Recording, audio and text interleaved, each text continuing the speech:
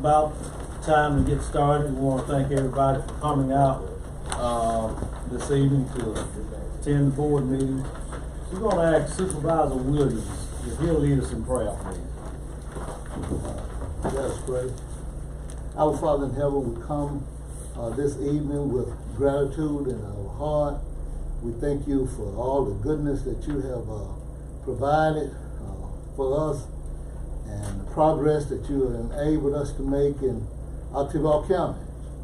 We pray, oh Father, that you will give us understanding, the guidance that we might continue to make decisions that are beneficial to Altiva County and the citizens thereof.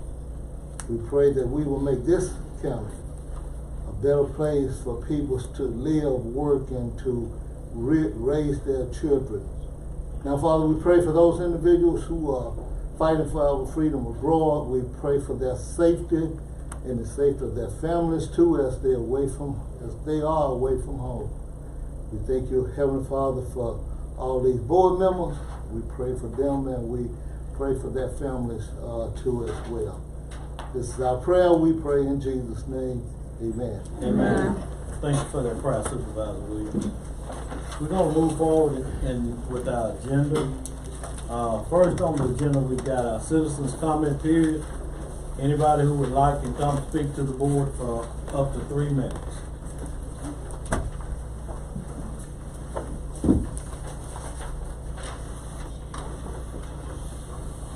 Good evening to everyone. Good evening. Good evening, Mr. Turner. It's just a couple concerns of citizens. They don't know what Dead Man Curve is on Rock Hill Road or 16th Section Road, but they would like signers to know that they're getting close to that curve. Dead Man Curve. And also the underpass on Whiteson Street is at 9 feet. Anything over 9 feet, you can't make it.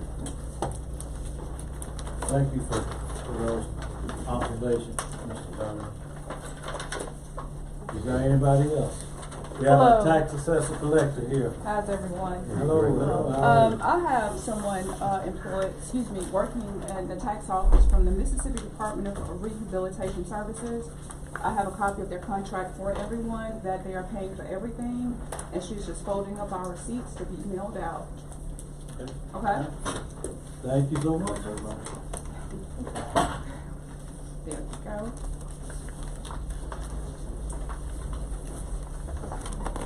Can I get a motion to acknowledge our report? Remove.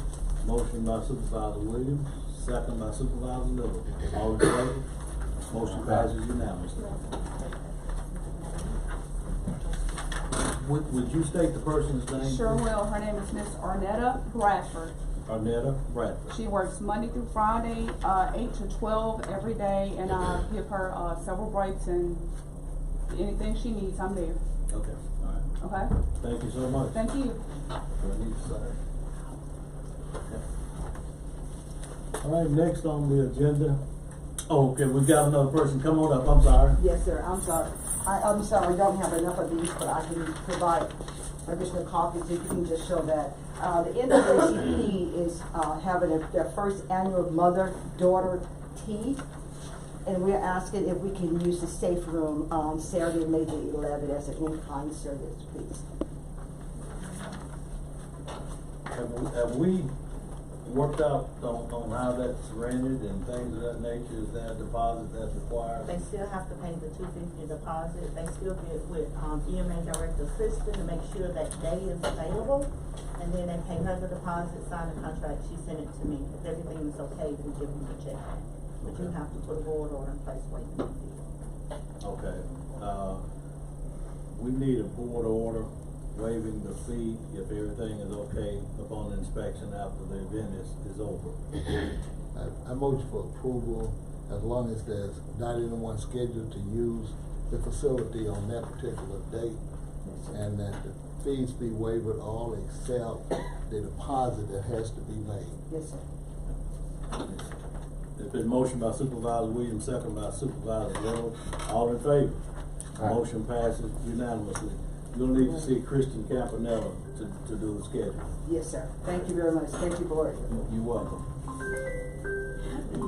Coming up. Yes, ma'am.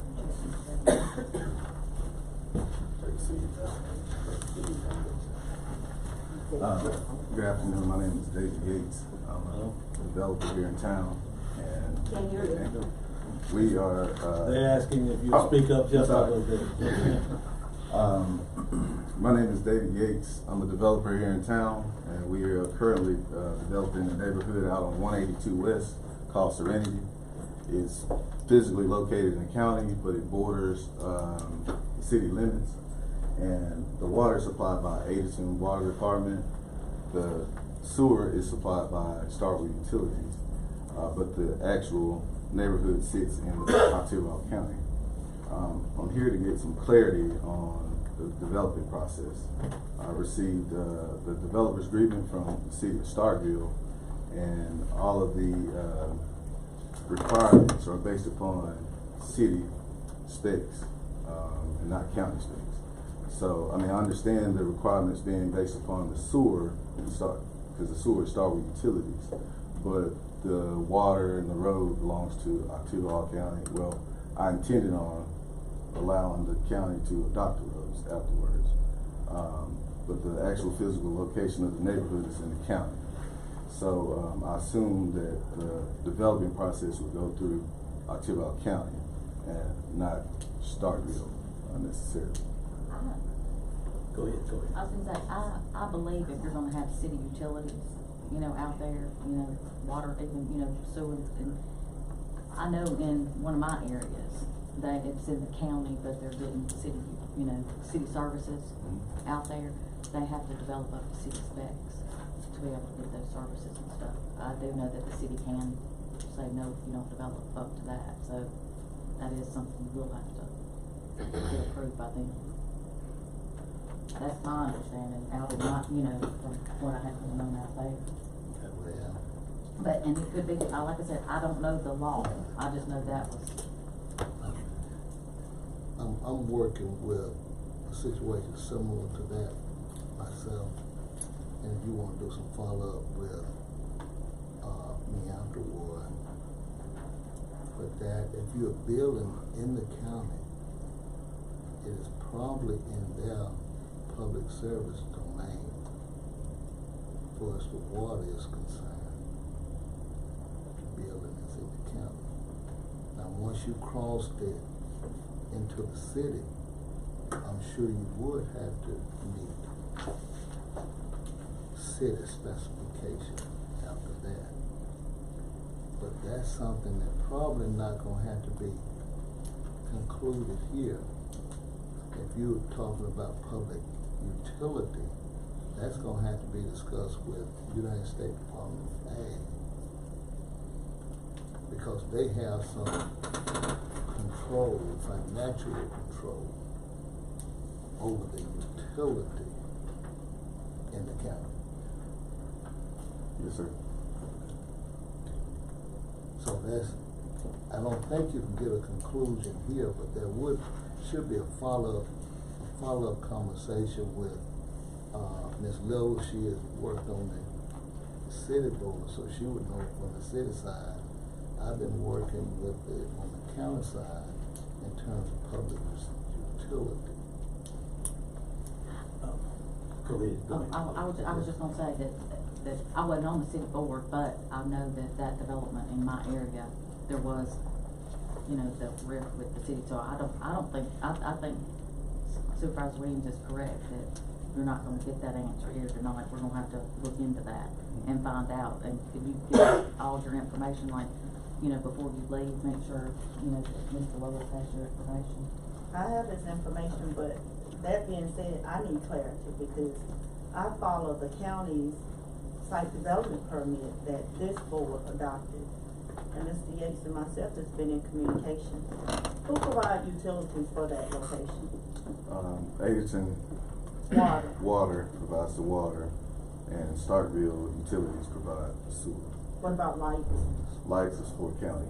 Okay, and we've had those developments in the county before, and so if we're gonna move like that with him, this board need to revisit the site development permit because it's.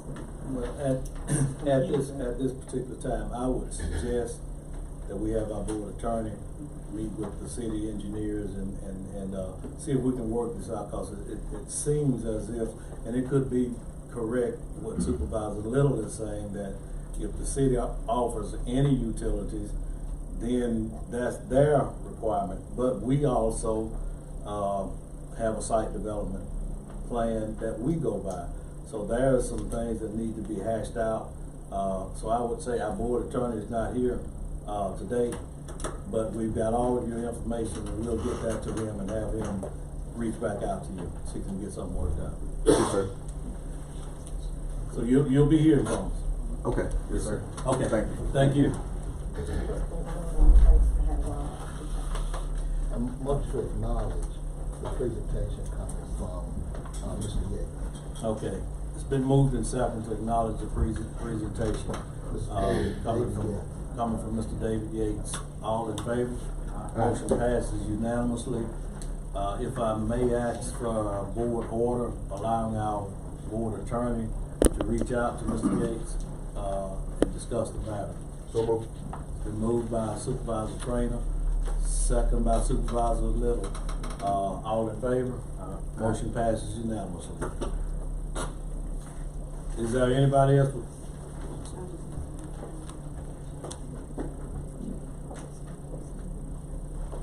Yeah. We've got Attorney J. Hurdle family here, and that we'd like to go ahead and call up to make a presentation now. So if you would come forward, please. Okay, we've got Keely Pig. Yes, sir. She's stepping in for our board attorney in his absence today, and she'll be presenting.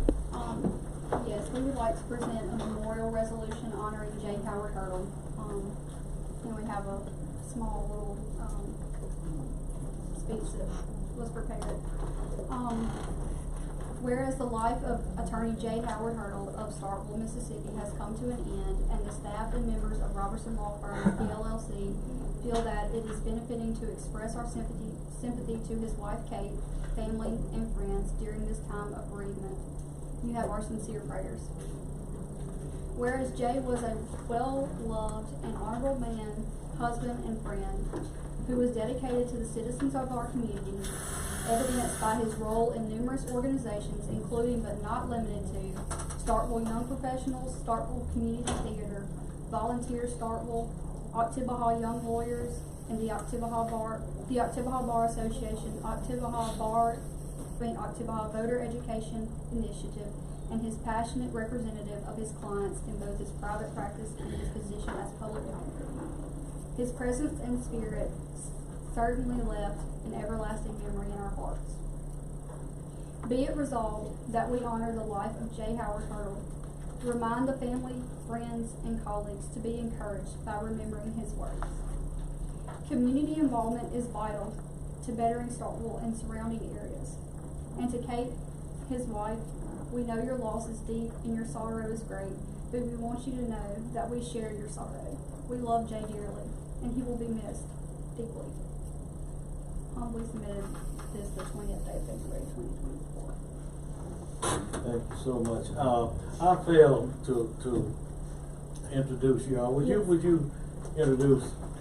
Yes, sir. My name is Kate. I'm Jay's wife, and this is my mother, Helen. She's visiting.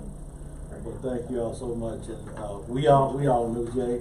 Got to know Jay real well when we were working with the Unity Park and that committee. And he was a dedicated servant to Oktibbeha County and the city of Starkville, and again to all of his constituents. And we just want to thank you all and let you know we're praying for you. And if you need anything, we're here for you. And we want to remember Jay fondly, and we want to always honor his memory. So thank you so much. Do we need a picture? If the board will come up and No, this is my mother. If we can get the entire board to come up and see if we can get a picture. Yes. And before we do, is there anything you all would like to say? Well, I would just like to say, for those of you who didn't know, Jay wasn't just an active member of the community, he was also an employee of the Board of Supervisors. He was deeply honored to serve as one of the public defenders for Oktibbeha County. And District Attorney Colomb shared at his memorial a letter that he wrote asking to be reappointed. And the letter I had never seen or heard before, but in very, very clear language, he said, I absolutely love being a public defender. I love protecting and advocating for the people in my community. So I wanted to thank you all for trusting him to do that, because I know it was a very, very important job to him and something that he was very proud to do. Thank you. Thank you so much, and let's thank Jay for his.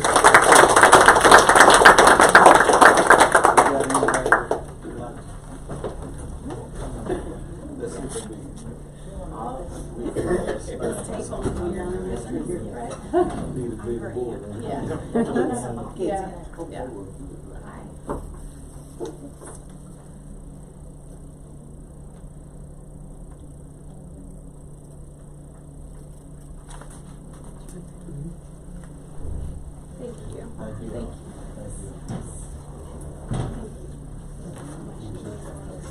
I couldn't reach it, I locked it. Short people can't reach. That's not.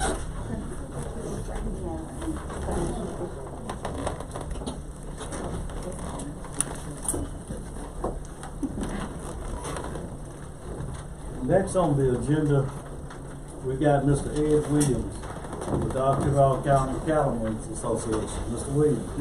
Thank you, members of the board. Appreciate the opportunity to come here. Ours is a request. Our organization has grown quite a bit, and we need more room for our meetings. And I secured a date on the safe room for April 30th, and we would like to ask for a waiver for the fees. Make a motion, we issue a waiver.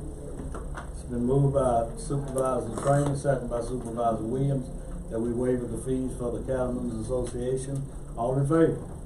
Motion passes unanimously. Thank you. This is something, go ahead. Is this something in the future y'all will do annually or monthly, or what do you think? Quarterly. Quarterly? Yes. Thank you very much. If I may, one other request, I'm gonna change hats from my cattleman hat to my master gardener hat. At the old Felix Long Hospital, where the extension office was formerly located, and I worked for a number of years there, our master gardeners put in a garden out front, and I secured a grant to plant in front of the extension office from the Mississippi State Extension Service. We would like to salvage those plants and use them with our master gardener program.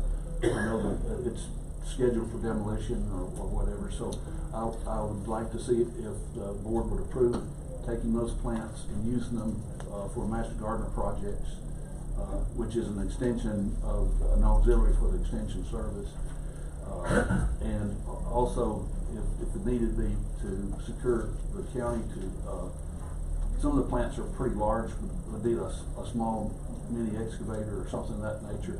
And since there's gas lines and everything, it's probably best for the county to do the digging and that sort of thing. Okay. Please, the board, can I get a motion? Is that gonna be based upon an 811 call and? Yeah, before they do any digging, they'll Absolutely.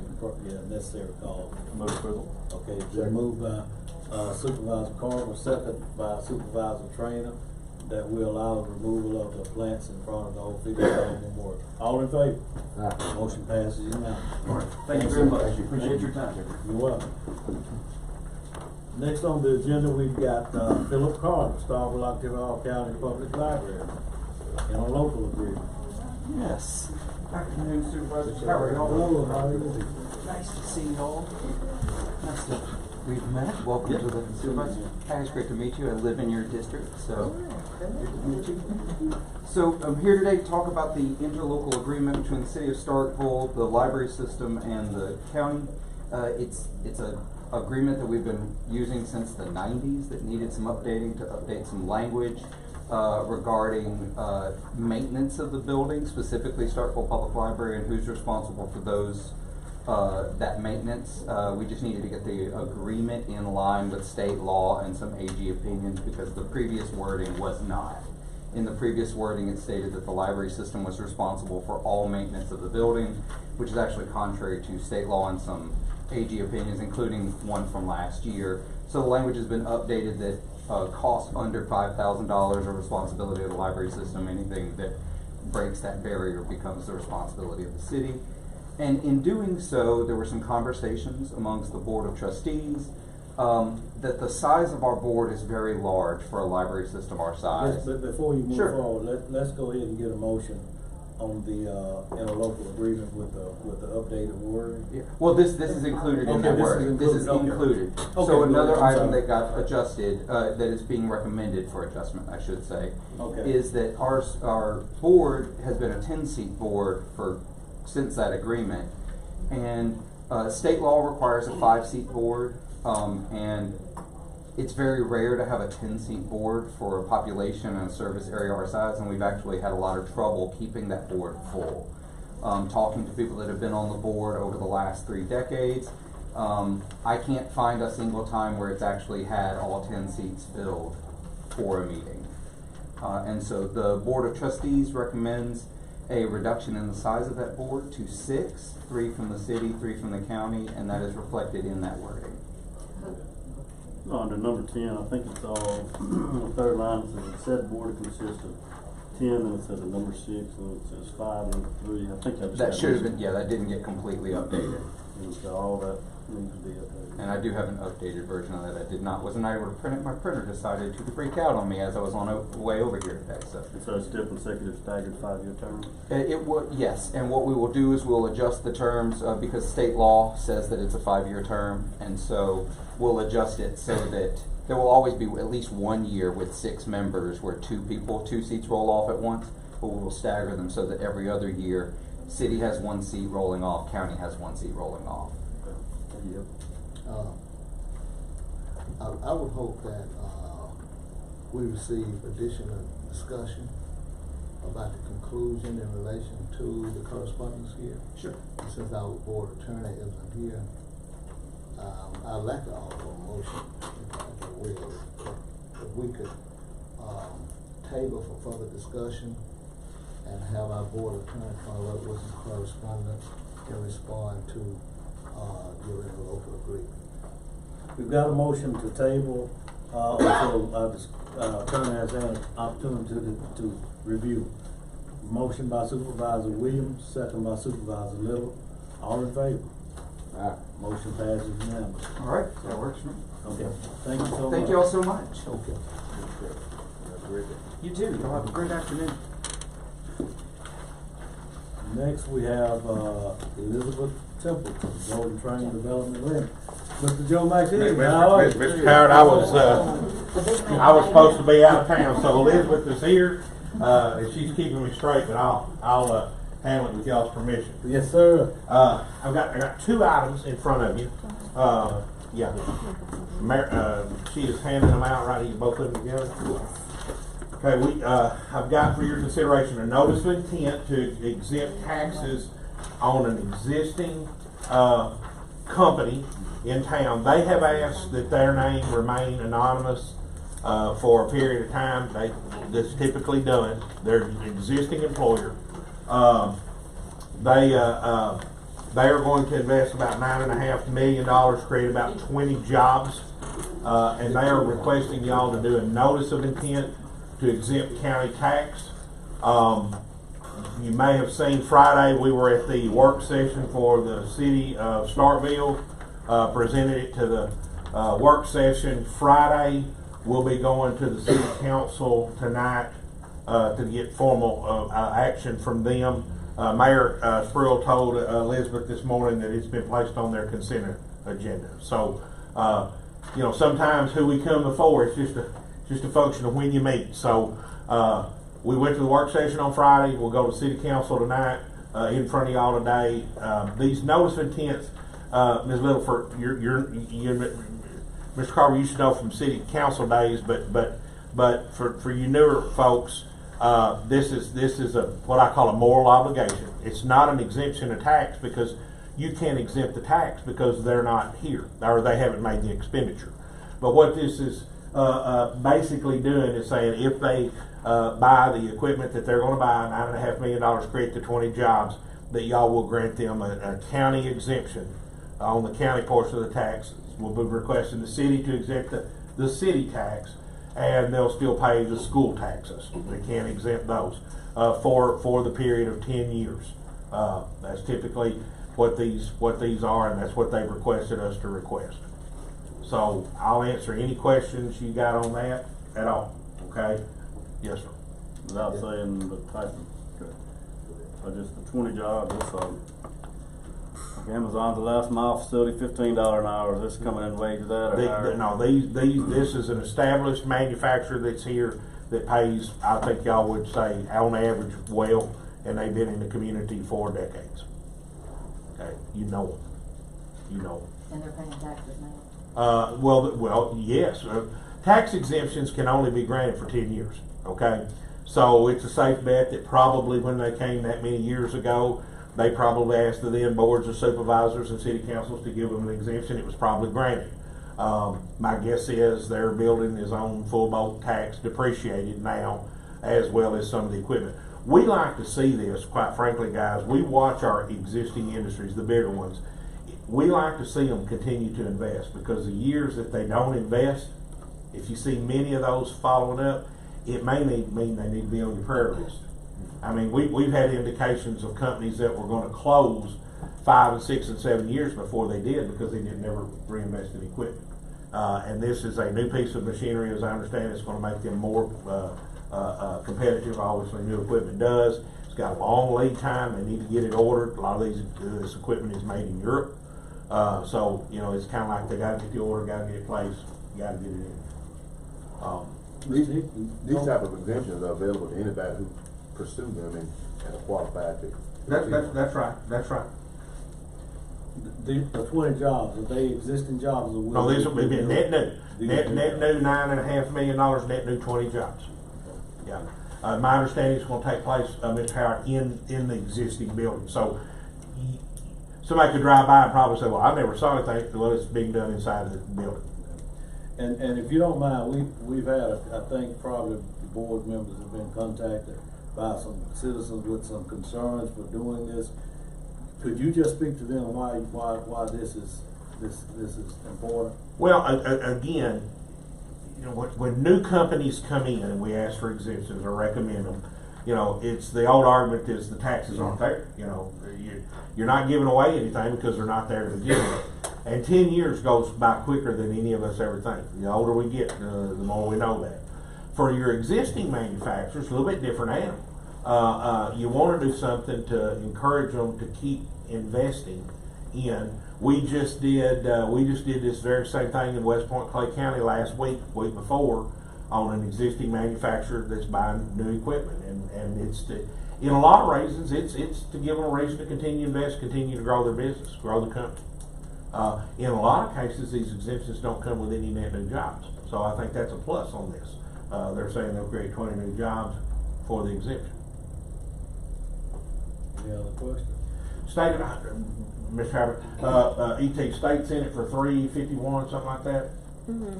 Yeah, state of Mississippi is committed about $351,000 in inflex tax credits to support the project as well. So they're state senate. I make a motion we grant the exemption. It's been moved that by Supervisor Trainer that the exemption be granted. Second by Supervisor Carver. All in favor? Aye. Motion passes unanimously. All right, thank you. The second handout is a letter from MDA and a math. This is pertaining to North Star Industrial Park. we built the park, put the water, put the sewer, put the roads in, and then built a pad that Amazon is now going on. The governor gave us, a couple of years ago, gave us another tranche of money, over $3 million, to make further enhancements to the park. Some of it we got done last year. The balance of it we will do this summer. Okay, Phyllis, say amen. Amen. Okay, we've been working closely with Phyllis, but be done the balance of this summer. The governor had some extra money left over, and we went to him, and other towns did too, and said, we've got other enhancements we'd like to make to the park. We'd like to do a 200,000 square foot pad. And for those of you that are familiar with the area, when you take the Louisville exit, you're on 82, you take the big sweeping Louisville exit, you'll notice that there's a lot of the site that's been cleared there. That's where this 200,000 square foot pad would be built. We asked for 200,000 square foot pad. The governor gave us, y'all, I should say, $2.5 million in change towards that cost, and it comes with a required match of $279,000. We're going to call it $280,000 match. This is not our capital lick, but we'll try every now and then. Y'all have gone partners 50-50 with the city in building that park. When we looked at the match, we said, well, we'll go talk to the city, we'll go to the county, ask them both to consider a match. Y'all have leftover funds. Y'all have leftover funds from your initial bond issue that built the park. We split them 50-50. The way those bills happened is a bill came in, the county billed the city for half, the city gave the county the money, and they paid the bill. In Friday's work session meeting, Mayor Spruill said that they still have enough money left over that if they were to have to pay half of this match, they've got it in their bond proceeds. I'm assuming y'all do too. So this is not a case of you having to come up with $279,000. You already have it in the bank for the park, and this is an eligible cost. So it's a little bit different if we bring you a grant and you got to come up with some money. We're bringing you a grant and you got the money to make the match. We met with Phyllis last week and Trey. They're ready to get started on the application. They think they can roll this work into the balance of the work that'll be done this summer, where we can maybe hopefully get all this under construction at once. If we do this, that'll give us a 100,000 square foot pad beside Amazon that's available, and a 200,000 square foot pad down in the flat spot that is available. And I'll be happy to answer any questions. Mr. Lewis, you know more about this. You want to speak to this? You feel comfortable with this? No, we have over 100,000. I don't know the exact amount, but we have the funds available for our half of the 270. 280 total. Mr. Carter, she's pit bossed this, I guess, since day one. And well, you've been a traffic cop on it, right? Getting everybody to pay and do, and we send the invoices to her, and she does it, and y'all alternate with the city. I think if it was an odd man, it was a penny you took it this time, and they take it next time. So one of you's probably got a penny more than the other one right now, would be my guess. But I don't know which one's up on the other. We got the money. Yes, ma'am. It's my understanding you do it. Make a motion, we proceed. Motion by Supervisor Trainer, second by Supervisor Little, all in favor. Motion passes unanimously. So we're gonna hand this over to Phyllis. We're gonna let her do the application like she always does, and you know, in a perfect world this summer, maybe late summer, we're doing what we still like to do and doing this pad this summer, and maybe we get somebody on that quicker rather than later. I do have one question that when pads are being built like this, they're kind of built so they are diversified in nature that most companies that are going to come in, that pad could accommodate them. Yes, sir. It's just not built for one particular company. That's right. If you'll go look at the pad that's by Amazon right now, you can kind of see from the the way it's graded. There's a driveway that is for the parking lot in front of the building where we think employees would go, and then over to the side it's deeper, and the cut goes deeper where we anticipate that people would put their truck bays. So it's already kind of, the cuts have already been done for you to swing around and do your deals. We do this the same way.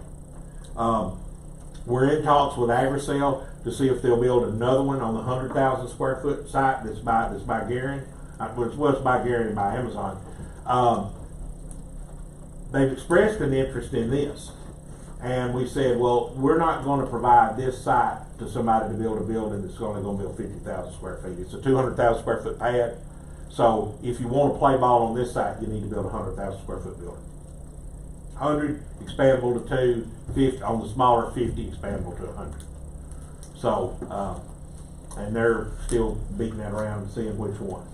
Obviously, one of them gives them more opportunity, one of them costs more.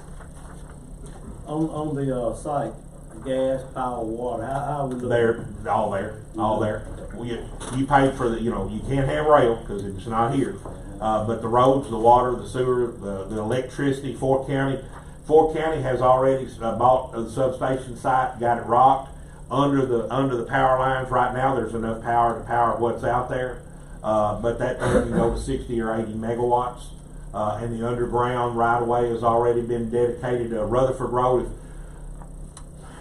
Mr. Howard, if you go the east side of that road, the vegetation's cut back all the way around. That's all for underground power going down to this side. Sounds good. Okay. Any other questions? All right. Well, thank you. Thank you. Can you talk or even say anything concerning this green energy money and solar and all that kind of stuff? Well, you join solar people looking and all that kind of stuff. Yeah, so in all the counties, we've still got solar stuff looking, okay? It was hot right around COVID, got hot again, then it got cold, and now they're all back looking. A couple of things we're seeing now. You're seeing regular companies that are in the solar business that build solar farms, that operate solar farms. Now you're starting to see the emergence of these companies that will go in almost like a pre-developed role, get a site under control, get the environmental stuff done, get all the paperwork done, and then basically sell that to somebody that would do it. We're starting to see more and more of that.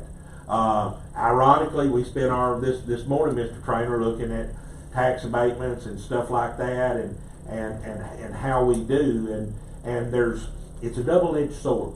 Okay, if a county says we won't give exemptions on solar, then there's a real good chance you'll never know where they're looking, because they don't have to come to you and ask for anything, and you just find out that they're going on Farmer Jones's farm. On the same flip of the coin, some people say, well, why are we giving these solar things exemptions? Well, one of the reasons is so you know where they're going, and you don't have to give them an exemption. So we're looking at whether or not we're going to bring all three of these boards a recommendation on a categorical blanket of what you should do, or whether each county should be treated differently. And part of that's a function of your overall millage. Those counties that have lower millage can probably charge more than the minimum on the fee and lieu. I mean, upwards of 50%. Y'all probably are not in that position. You're probably going to be at 33% of the state minimum to compete for the projects. Your competition on this is not Columbus and West Point. It's the Tennessee Valley Authority in Mississippi. These are where these projects are coming. Entergy's not going to build a facility in here because they're not here. Southern's not going to build a facility here. But the TVA, so Tallahatchie County is just as much as a competition for these projects as Oklahoma County is, okay? Because you're both at TVA. So we're seeing them. Some of them are flakes, and some of them are real, and you got to try to figure out which ones are which. Even the good ones. We've got 2 in Lowndes County. One was supposed to go hot October 22. One was supposed to go hot October 23. One was supposed to go hot in Clay County October 2023. The Clay County one hasn't started. The other 2 have started in Lowndes County, but they're probably 2 years behind. So October County probably is being looked at. Oh no, there's some being looked at south of Octok Road, coming in the back way. There's some out near Hickory Grove Road. There's some that has looked down when you come over going to Phoebe from the park, when you get down in that flat, just there. And there's one, you probably got 3 or 4 that are legitimately looking at Octavia County. So we need to. I don't know if we're gonna bring you a blanket plan or we're gonna bring them to you case by case by case. This is something you don't, I'll use Clay County as an example. We had a solar farm solar company wanted to build a solar farm on Yokohama Boulevard. Well, that's a $30 million road with a 1 million gallon water tank and a big sewer pumping station. That's not the highest and best use of that. And we had to say, well, if you go there, we can't keep them from going there. It's not our land. But we do not give you a tax abatement. You can pay 100% tax. And given the option of paying 100% tax or moving down the road just a little bit, they decided to move down the road just a little bit. That's why, in a way, you should always offer them something so you can kind of steer where it goes. But I certainly think the board needs to take a look at that. Well, they do, and we've got some that, well, I think we had on the agenda this time to get y'all to look at something, but we've just still got more questions than we got answers, and we're not going to ask y'all to approve something that we don't feel good about. Thanks. Thank y'all. Yeah. Y'all have a good day. Yes, sir. Hey, look, if I'm never not here, Elizabeth lives in Octavia County. Okay. Went to school at Mississippi State. She's all the right flavors and all the right stuff. So if I'm not here, y'all treat her like you treat me. Yes, sir. Okay. Thank you. Thank you. Okay, next on the agenda, Ms. Phyllis. All right, now that Joe Max is giving you the good news, I need to get some marching orders from you. As always, the PDD is more than happy to prepare an application on your behalf while the governor has signed a letter giving you the money. He can't do that without an application. So, as always, I'm bringing a resolution to you giving the Golden Triangle Planning and Development District the authority to submit the application on your behalf. Need a motion? Motion by Supervisor Williams, second by Supervisor Trainer. All in favor? Motion passes unanimously. Okay, and I can get that tomorrow. That being said, Neil Schaefer, engineer, was selected as the engineer of record for the project. We followed the procurement guidelines set forth by the Appalachian Regional Commission. This time, ARC is not involved in this leg of the project, nor any other federal funds. So I am asking you, is it the will and pleasure of the board to move forward with this same engineer for this phase of the project? This is not the first time that he has done a project somewhere. It is not, and he has been the engineer of record. In fact, we've worked with Zach Foster, Neil Schaefer engineers out of Columbus. They prepared the elevated tank. In fact, they've done the park up until now, so it would only make sense to let it be seamless. But I just need you to take formal action because this is a separate grant. And while it is the intent to go ahead and try to mesh these as seamlessly as possible, that being the 2 site development grants, we are still going to have to keep them separate. So I need you to formally recognize Neil Schaefer Engineers as the engineer of record for this particular phase of the project. Can I get a motion? Motion by Supervisor Little, second by Supervisor Williams. All in favor? Aye. Motion passes unanimously. Okay. I had hoped today that we would have a change order for the first. No, I was thinking to read that, or we get a copy of it. It's just you here. I can read you one. I've written on it, but you're more than welcome to it. Thank you.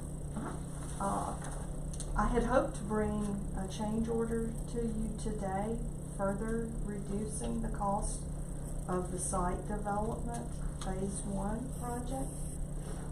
But the engineer has not gotten it to me, and the reason he hasn't is because the contractor has not gotten it to him. So hopefully by your next board meeting, the 1st of March, then I'll have that. And that'll give us a little bit more money to work with the second. So we can look forward to good news coming. I hope so. Job security for me, I hope too. Thank you. Thank you so much. Oh, one more thing. The Mississippi Development Authority has announced that community development block grant applications under the public facilities category will be accepted May 17th.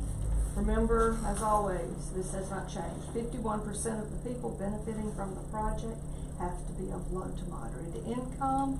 And if you have any thoughts in mind about a particular project, I encourage you to meet with me as quickly as possible, and then we can discuss it collectively as a board. And the money is there. You know, the state doesn't have a lot of money. In fact, you'd be competing for a little bit less than $4 million, which is not a lot, but at the same time, it's going somewhere. And if you don't ask, it's definitely not coming here. So. Have there been any recent years, anything CDBG that this Board of Supervisors has asked for that, as a new member, I might want to know, like, if there's some pet projects or something that was... It's difficult for a county to get a regular public facilities community development block grant, just because the county as a whole typically does not meet the minimum threshold requirement. Some of the eligible activities, water and sewer, generally as a rule, the county is not in the water and sewer business. However, rural water associations are not eligible to apply for this money. Only local units of government, but the county can apply on their behalf. Tibahaw County has done that many moons ago. I believe Blackjack Water Association was the last one that I worked on where the county sponsored a project. The roads, even though you can say, well, every household benefits, they'll only let us count those that face the road. Drainage issues, it's an expensive project, but then again, you've got to determine who the beneficiaries are. We looked real hard at the Boys and Girls Club. While it has been an eligible activity in other states, it is not in the state of Mississippi. Supervisor Trainer has challenged me for several years to try to get that pushed through, and the state just will not budge. It's really hard, but it can be done. You said Public buildings, as long as they don't deal with the day-to-day operation of government. ADA improvements to a courthouse, but not the courthouse itself. Things like health department, welfare department, things like that. Like Tibahaw County, does it meet the threshold of the 51% low and moderate income? It does, but you don't have a county-wide project. So that's why we have to target an area. Sure. And with a target area, there'll have to be a door survey conducted. And that's not something that the PUD can be responsible for, but we can work with whoever you designate to do that. Administrative buildings could possibly qualify, especially if you could have an opportunity in there to serve as low to moderate income individuals. But if it have deals, an agency would be located within that building. if it deals with the day-to-day operation of government, then no, sir, it is not an eligible activity. I'm sorry to say that, but an administrative building, no, sir.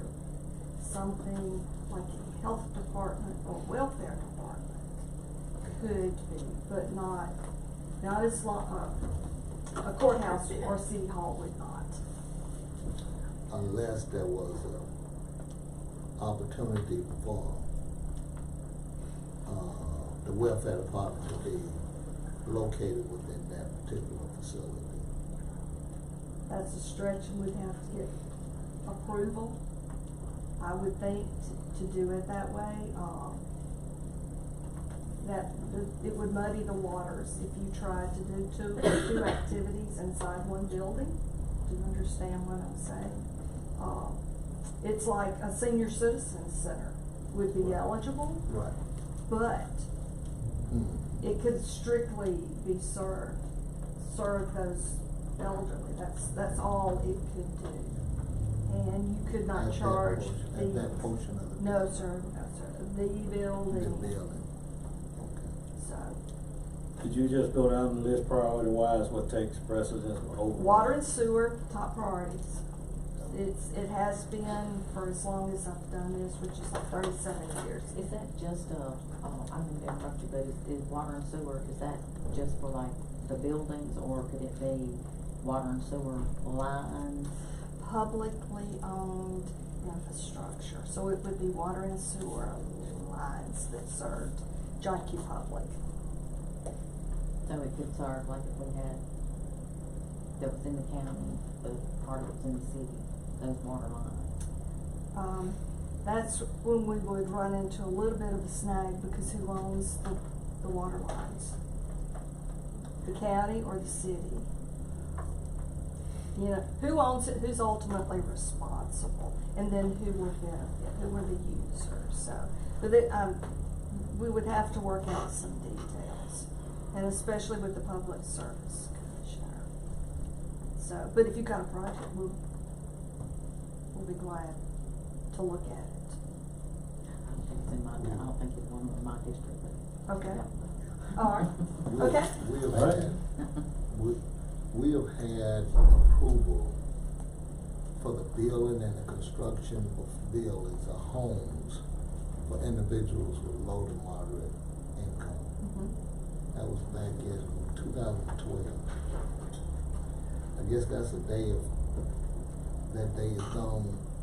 There's no opportunity for the building and construction of homes for individuals with low to moderate income. Are you referring to the home program, HUD's home program? Is that what you're talking about? Yes, but I'm trying to think whether or not it can be implemented. Okay, not under the regular CDBG program. That's a separate animal, totally.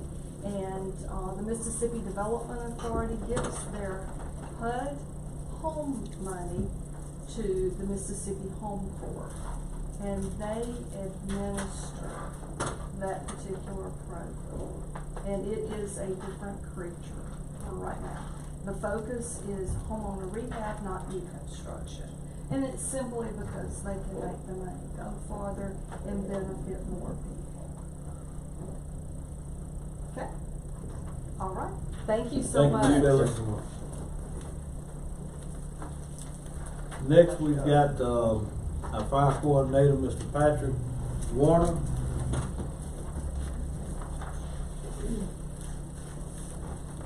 Hey, here you go. I got two items on that I need to go over today. One that's not on the agenda. The first one is, as y'all know, that we are adding an addition on to the Sturgis Fire Station.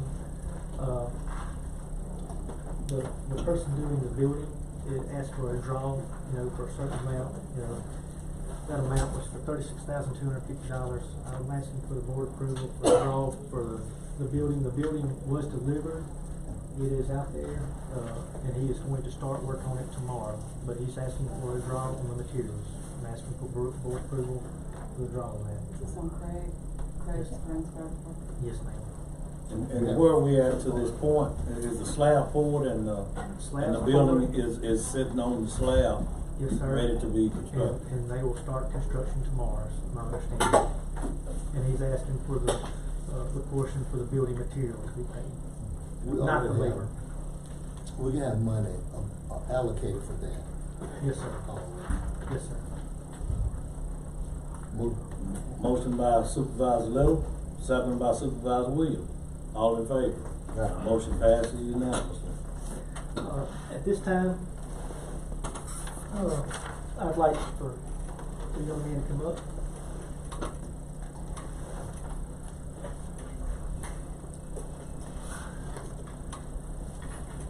At this time, I'd ask the board if it's okay if I could read this proclamation. The proclamation is... Young men, y'all come stand right here so everybody can get some good eyeballs. This proclamation is to honor Jacob Bargo and Jack Edwards for their service to Oktibbeha County and the East Oktibbeha County Volunteer Fire Department. Resolved by the Oktibbeha County Board of Supervisors, Oktibbeha County, Mississippi, that whereas Jacob Bargo and Jack Edwards, members of the East Oktibbeha Volunteer Fire Department, have been faithfully serving the citizens of Oktibbeha County.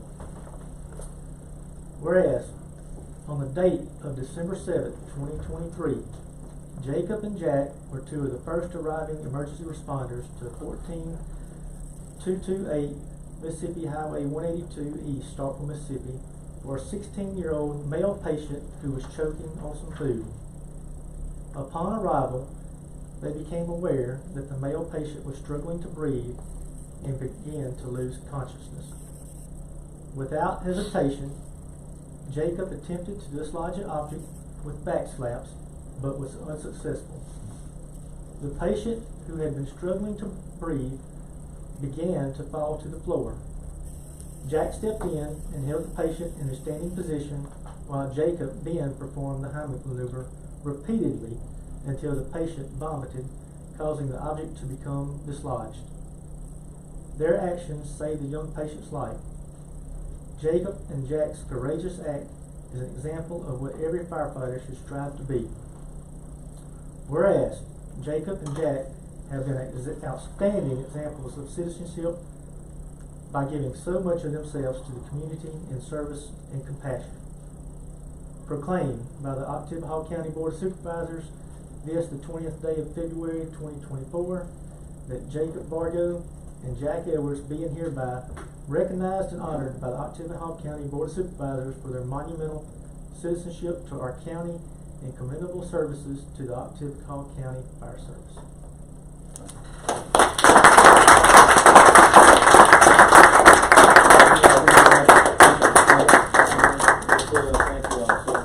At this time, I'd like to present two plaques from the Oktibbeha County Fire Service and the Mississippi Firefighters Association. Jack Edwards, congratulations.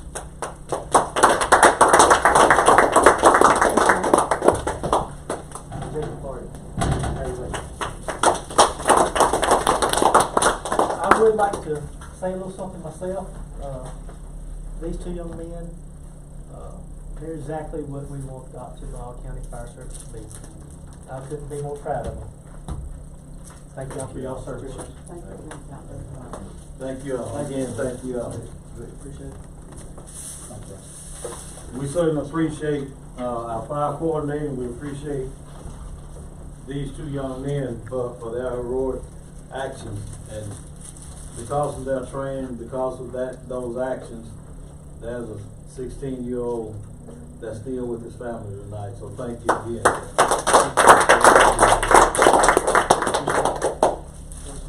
Would y'all like to? Okay. Yes, ma'am. Hey guys, come on around. We'll do enough.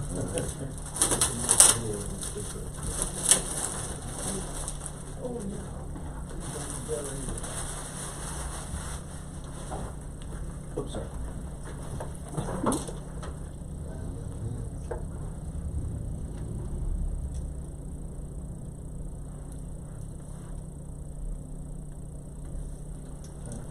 Thank you. Congratulations. Thank you. Appreciate it. Good job. Yes, sir. Appreciate it. Thank you. Thank you. Yes, sir. Thank you. Yes, sir.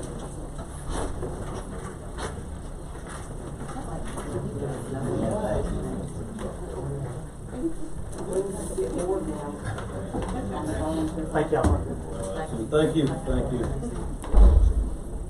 Next on the agenda, we have Mr. Lynn and Mr. Nick with Governmental Consultants. Please come forward. How y'all doing? Doing well. Good to be here. Thank you for inviting us. I'm not Nick, though. Oh. Just to be clear. You'll see that I ain't looking at You me better on my look at phone. this. I'm way better looking than me on my phone than Nick. I'm Troy Johnson, and I'm the Butler's son. Okay. Okay. Okay, gotcha. And we will. We've got Miss Lindsay Gray. Yeah. She's not Also- Nick either. No. Okay, Thank you. thank you all. So you all are here to talk to us. Y'all asked me.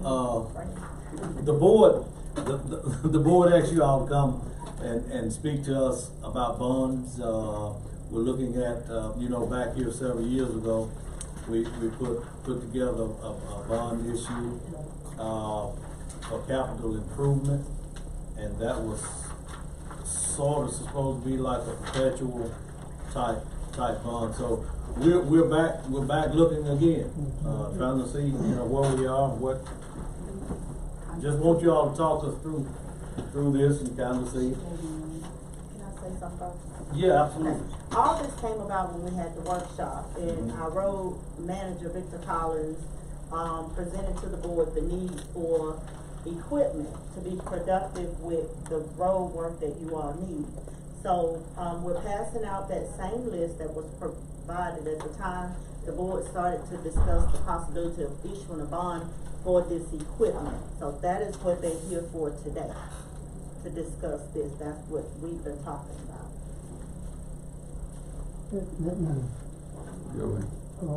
Troy jumped in here time, but there's basically two methods on borrowing, no borrowing. Leases isn't one, but it's not part of this discussion. You have a short-term note, and you have bonds. But equipment, what's going to drive which one you can use, and you need to use, is the life of the asset, and the automotive, and the weight of the vehicle, all of that goes into whether you can either do it as a bond, short-term note, just about, anything will work on a short-term note. But that is limited to 5 years, 1% of your assessed valuation, gross assessed valuation, and level debt service payments over that 5 years. You don't have any structuring ability, at that. Yeah. Jump in. And what'll help us make the decision of what y'all need to do is what y'all are going to buy, okay? Because if it's 12,000 pounds and lasts for 10 years, then we can do a GO bond, okay? I mean, there's a little bit more to it that Lynn needs to look at to see what's best for y'all with respect to what, how your payments and everything, as opposed to a 5-year note. But really what's going to drive the decision is the payment and what you're buying, what you're wanting to buy, okay? It's a bulldozer, road grader, you got 20 years, right? Right. Because that's the life of it. But if it's a sheriff's car, 3 years, you'd have to use either a lease or the 5-year note. 5-year note, right. 5-year note authority is very cost efficient. It's not like issuing the bond, not in that depth. It's a little more streamlined when you do a 5-year note. So maybe the better approach would have been to send you all what we were looking at purchasing, and let you know how we were thinking about servicing those payments. And it was sort of from our road department money. We were looking at if we could go ahead and purchase all the equipment we were looking at, and go ahead and get everything and service that through the road department fund that we normally use to purchase equipment. We were, and that may have been the best approach to do this. But we want you all to come talk to us, and so would that be the better approach? Yes. Okay. But we're glad to be here. Oh, absolutely. We're glad you're here. Y'all send us what you want to do. Okay. I didn't know if our administrator had relayed to you. That's the list. You have it. I know, but you didn't relate to them what we were thinking and was talking about. We'll handle it. I should have told you. We'll handle it.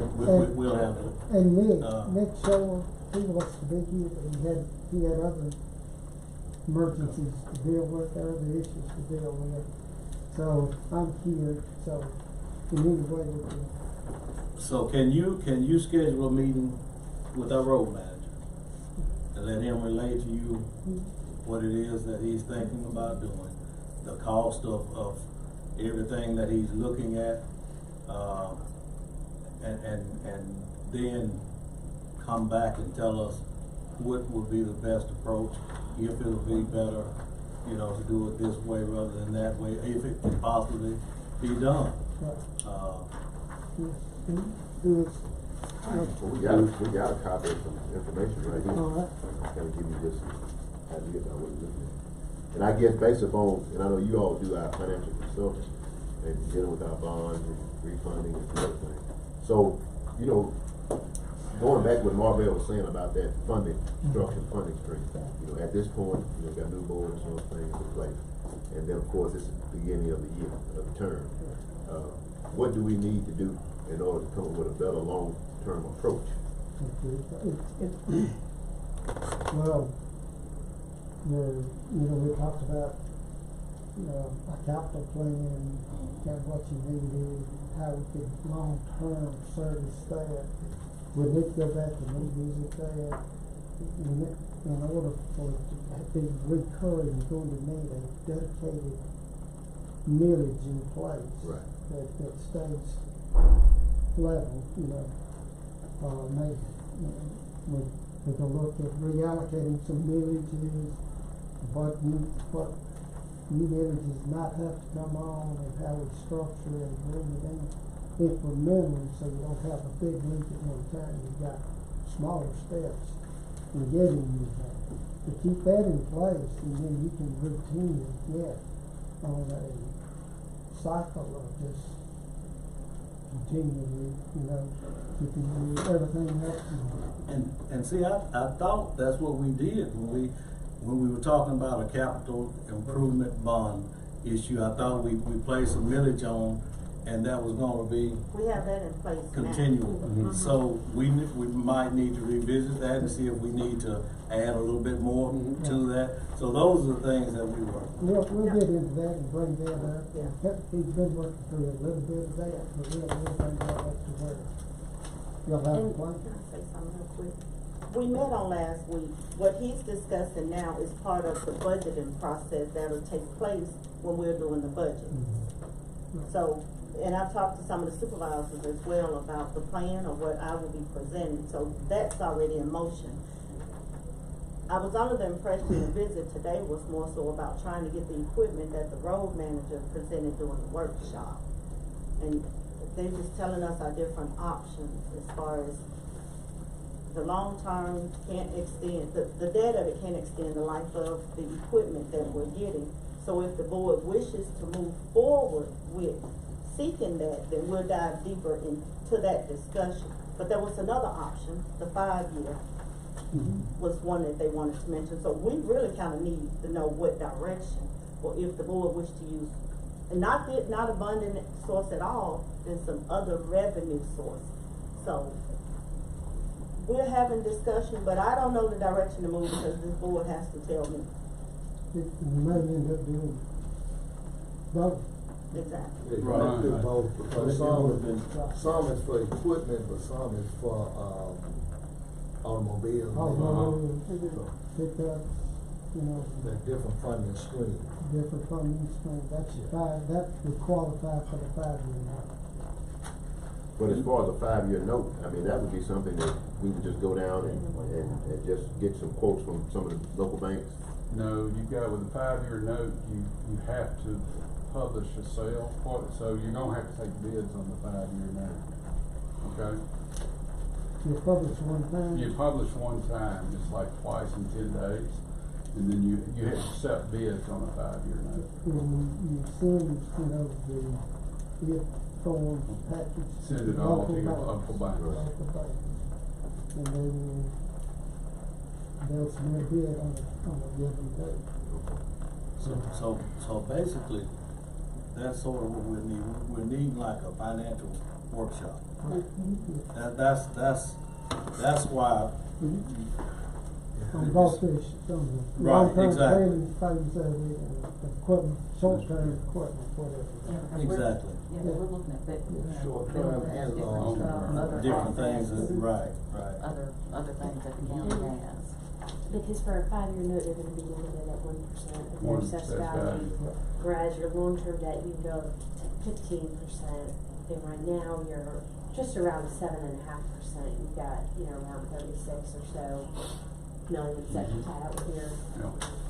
You don't have any short-term notes out there right now. And so you're gonna have about close to $5 million of authority under that statute there. It's the most cost-efficient way to issue certain type of debts. Your road graders would apply, and you can afford to pay that, in the 5-year term. So we just work with it. They are GO. Paying right out of that, running that levy for. But that's about as close, Mr. Trainer, as to going to the bank as y'all can get rid of. It is. I mean, that's the simplest way to get a loan from the bank, I'm sorry we hadn't supplied you with enough information.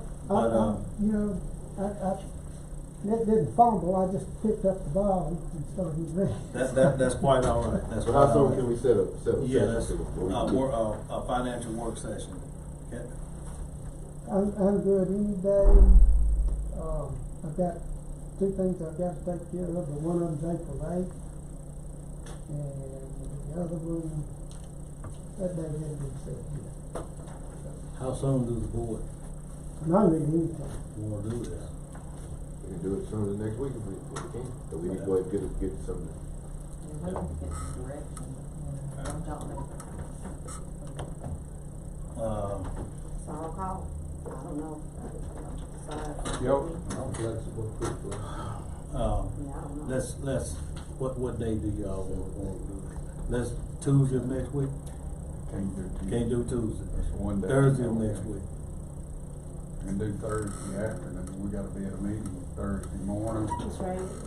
Well, we want you to have plenty of time, so. We need to do morning. Morning, yeah. Wednesday's good, what about y'all? It's 28. I'll be on case. Okay. 27th is Wednesday.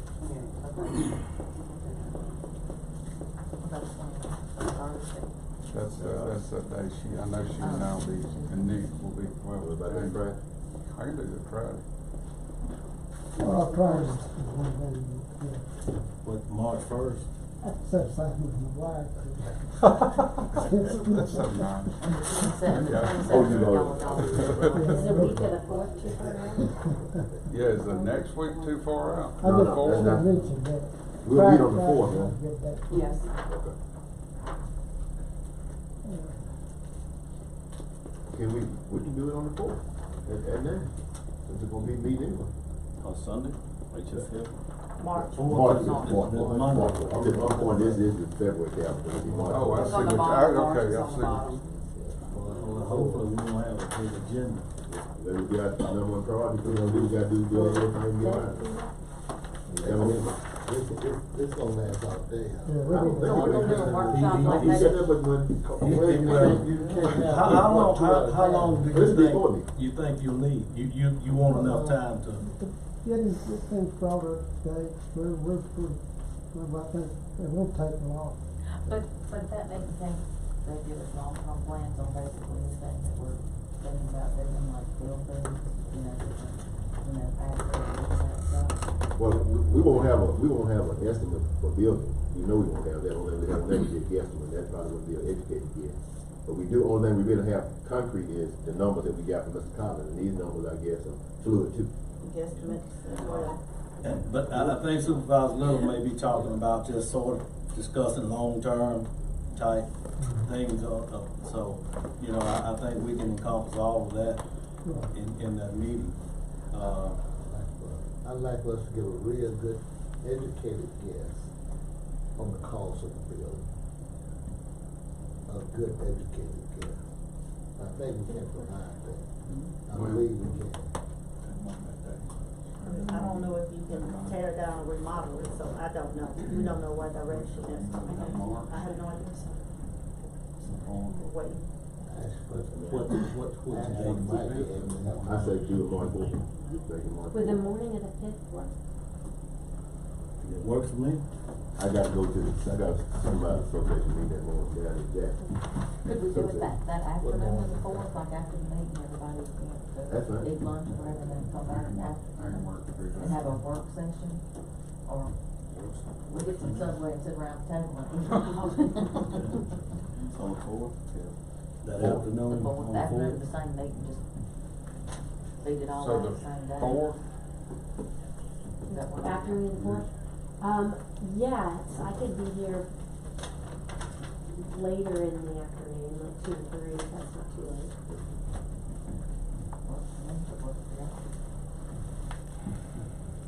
When will you provide us some kind of information based on what your agency have? It'll be very similar to what we looked at last year, 2 years ago, time just, you know. But you could provide that information in advance? In advance, you could give that information in advance? And what I'll show, generally, you know, if millage is required, I'll show that, get you whatever, you know, kind of, might be very similar to what we looked at before. Yeah, in advance. In advance, yes. What time we say? 3 or 2? 2 o'clock on the fourth. I will not be able to be here by 2. I've got to be at the Jefferson County Board of Supervisors meeting with them, and I'll probably be able to leave there at 12:45-ish. What about another day? So I could be here by 3. Wednesday, no, Wednesday doesn't work for somebody. I think the rest of that week's out for me. Okay. Y'all could start at 2 and I could get here late. It's good for me, if everybody wants to stay. I think it's gonna be better for us, because once we make a decision ourselves, and we can give it to them, they gonna do what needs to be done. So it's really gonna be more conducive for us, what's best for us on that day. Once we come up with what we wanna do, we give it to them, and they gonna make it happen.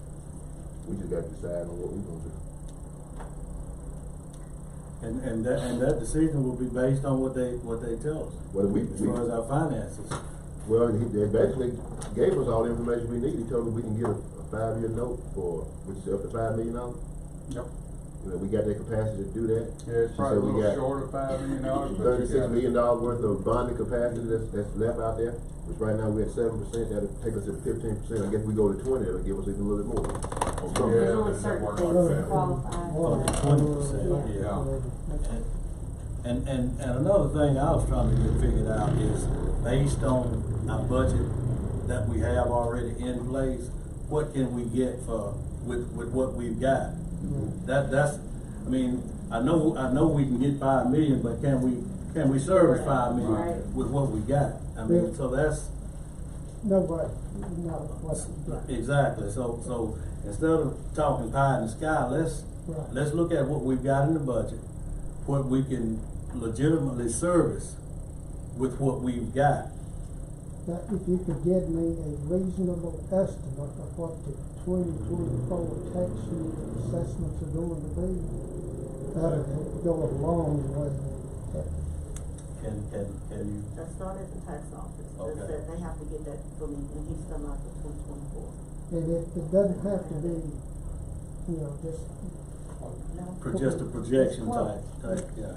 I don't know if this is a reappraisal year for you, or, some counties this is a reappraisal year. Yeah, but you still would be able to do it on the previous one, because I mean, historically, we haven't had a decrease in assessed valuation. I mean, unless something comes up beyond our control, you can still kind of make an assessment. Yeah, I think they have an increase, you know. Well, it increased twice a year. We have an increase. You have, I think it's double or something. So, you know, if you did it on 2023, we're Well, covered, more than covered. we'll make a reasonable estimate. If, you know, But anything else we come up with between now and then, we can send it on to them. Okay. Look at it. Date, what date did we settle? March the 4th. March 4th at 3 o'clock or 3 o'clock? We'll be at 9. and Will we'll you be make, coming will you through. be able to make it by? I will get here as close to 2 or whatever time y'all start. I'll see if I can adjust things to get here. So. Okay. Let's go ahead and set it then, if it pleases the board, 2 o'clock or 3 o'clock, March 4th. You say 1 o'clock? I'm out of that. I'm gonna let y'all. I don't care, I'll work, I'll be. Probably need 2 o'clock. We need that time. Probably gonna need that time. Second. And, Motion okay, for 2 o'clock. it's been moved at 2 o'clock, second by Supervisor Little, all in favor. Motion passes unanimously. Will you get, with our county administrator, the things that you kind of need for this presentation? Sure will. Okay. Sound good. So, you get your own time. No, you can. And everything be flexible, we, you know. Well, we just making sausage. That's right. Thank y'all so much. Thank you all. Appreciate Thank it. you all. Thank you. Again, I apologize for not having enough No, no. information, but, you know, Nick would have done a much, you know, he would have had more detail. Thank you. Have a great day. Appreciate it. so we're done? Well, I didn't say anything. Okay, next on the agenda, we've got Mr. Pritchett. Good evening, sir. How is everybody? Good, that's good. I'm good. I'm about to muddy the water some more, I think. All right, well, good. Take your best shot. All right, first thing, I got several things I'd like to run by you tonight, and if this gets lengthy, and you'd rather make some other time, I'm always available. First thing I'm gonna offer you, we have copies here. This is from state aid.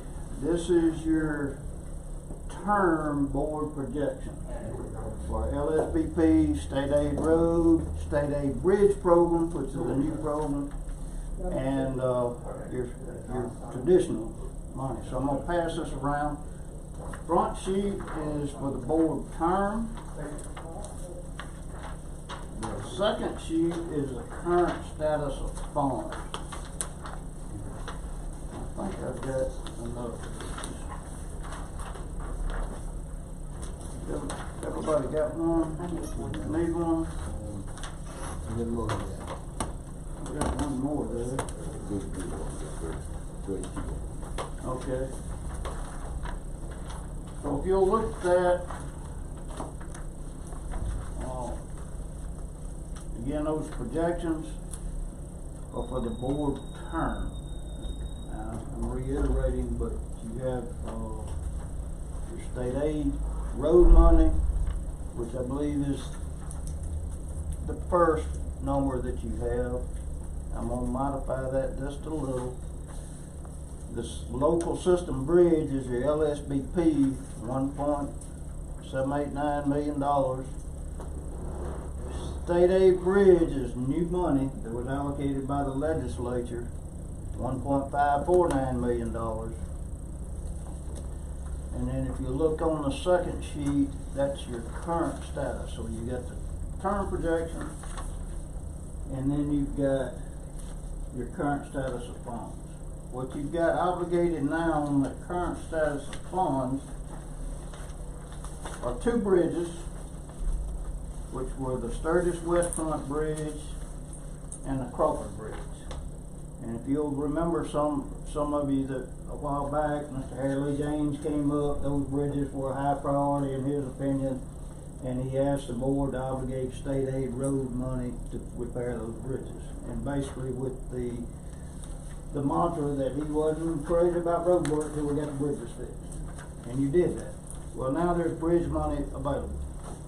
So the first order I'm gonna ask you for tonight is to cancel the program for SAP 5382. That is the Crawford Bridge. And if you look on the second sheet, what that's gonna do, I'm gonna ask you to reprogram that as a bridge project that will free up that Ben, you got my copy, that will free up about $481,800 in road money to go back. So that would be the first order I would request from the board, is to cancel the program for SAP 5382. It does. Make a motion, Well, the funding then is gonna come out of the, state aid bridge replacement. I'm gonna ask you to reprogram it as a state aid bridge project. I'm just trying to convert some money back into your road project. Yeah. Motion by Supervisor Turner, second by Supervisor Carter. All in favor? Aye. Motion passes unanimously. That's the D program. Alright, now, before we get heavy into reprogramming, I'm gonna pass this out. This is a list of bridge projects and road projects that I know y'all have asked us for estimates on, and these are current estimates, and for your consideration to kind of tell you where this wish list sits right now. So I'll pass them around. This is my copy of it. More, make sure everybody's got my list.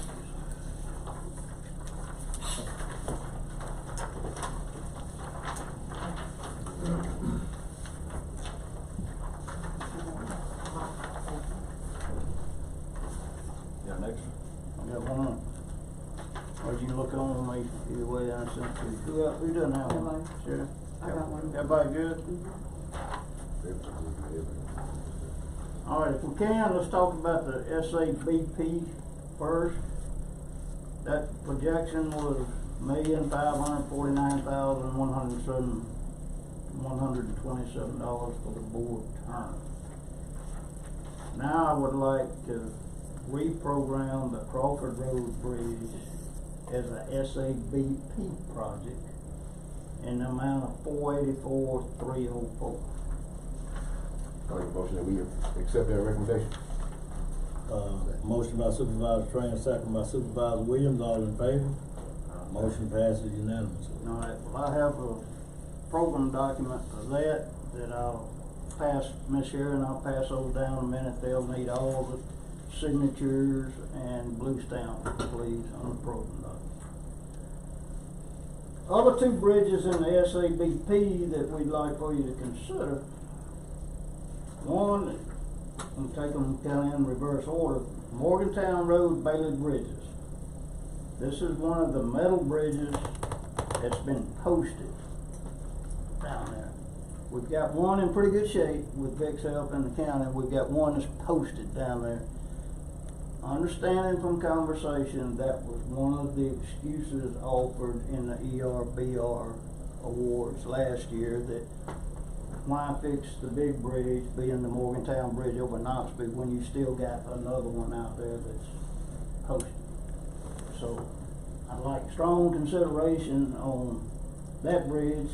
You can see it's over. It's $1,671,400. You know, so we would have to use balance of state aid bridge program money and add some to it in county funds. You don't have to do that right now. I'm offering this for y'all to think about. The other is a 16th section road repair. Supervisor Trainer, that's that 16th section bridge that's got one span on the end that's timber piling. And it's gonna be load rated way down, and we've got an estimate, we could use this money to repair it. That's the bridge that we put in for a demonstration project? No, this is on 16th section road. It's one that we've had public work on before. One before, one north of the school. Right, close to the school up there. So I just offer that for consideration. Again, if you said Crawford Road, which takes $484 out of that, that's gonna leave you like $1,000,001 or so in SABP money. We need about $1,671,400 to fix that metal bridge. So it'll take the rest of your SABP plus some. And that's it for the whole 4-year term? That's it for the 4-year term. Now, I would say the numbers I'm presenting to you don't include your use tax number. That these are strictly LSBP, state aid bridge program, okay? And feel free to ask me any questions. So And of course, you all are probably, well, hate to let the cat out of the bag, but there's some legislation that the Supervisors Association is pushing that may bring some additional money to ERBR. This is true. This is true, and I'm gonna reach out to it too. Okay. I guess the reason I'm encouraging you now to go ahead and fund this Bailey Bridge, that metal bridge, is so when this next round of ERBR comes out, we can have it on the paper that excuse has gone away. That we've got a program, we're working on it, bridge, we're gonna fix it. Does that help the case as a county? If SAPB's already, like, we allocate that today with their motion in ERBR, is that what you're saying, it's good for us in the ERBR? I'm saying when they review the ERBR, then the other bridge that kind of blemished that whole situation down there, we will have it. If not under contract, we've got it on the book, we've obligated funds to it, they can say, they're gonna fix that one too. Okay? So they don't have an excuse, cause this is our last opportunity to offer, to do the submission to the ERBR for that big bridge. Which will leave. This will be round 4. Why is that the last ask? What is the limitation for? Well, I don't know. Ms. Little has said, I don't know that that's the last ask, but it'll be the 4th ask. Okay. Oh, I thought you said down there last ask. Well, that's the last ask right there was the amount of money we asked for last time. Oh, okay. My apologies. That's what we asked for last time. No. Okay. Basically, if we allocate, to the Crawford Bridge, 484, and you're saying let's go ahead with the Morgan Bridge, but it's 1.6. Yeah. But we only got 1.1. Thereabouts. And that's, are we talking all bridge money right now? Are you talking? You have a number of options right there. You can obligate county funds to it, you can allocate, and that county fund can be whatever source y'all elect. Or you could allocate also your state aid road money. You could put state aid road money to the bridge like we did before on Crawford. But is that isn't that the new bridge money? 1.1 of that would be the new bridge money. There's another $500,000 we'll be short. That's a whole new fund that we didn't have before. Yeah, but we're still short. We'll be short around $500,000. Right, we're still $500,000 short. Do we have any idea about the amount of use tax money that will? What I'm told, and Mr. Lewis is way better on that than I am, but what I think y'all have been seeing is about $750,000 twice a year, about 1.5 million a year. So that gives you $6 million over the term. But we've been utilizing what we've been getting in. It's already accounted for, but that part you're gonna need to meet with the road manager. We got the check in July and What he you and I. doing with that, I don't know. I Yeah, just. we've been using So, it. Now it's bankrolled. Yeah. Your other option the is, board can allocate the money. your other option, and Supervisor Trent, don't swap me down, you know? But Crawford's kind of been in the ditch for a while. We could not obligate Crawford right now.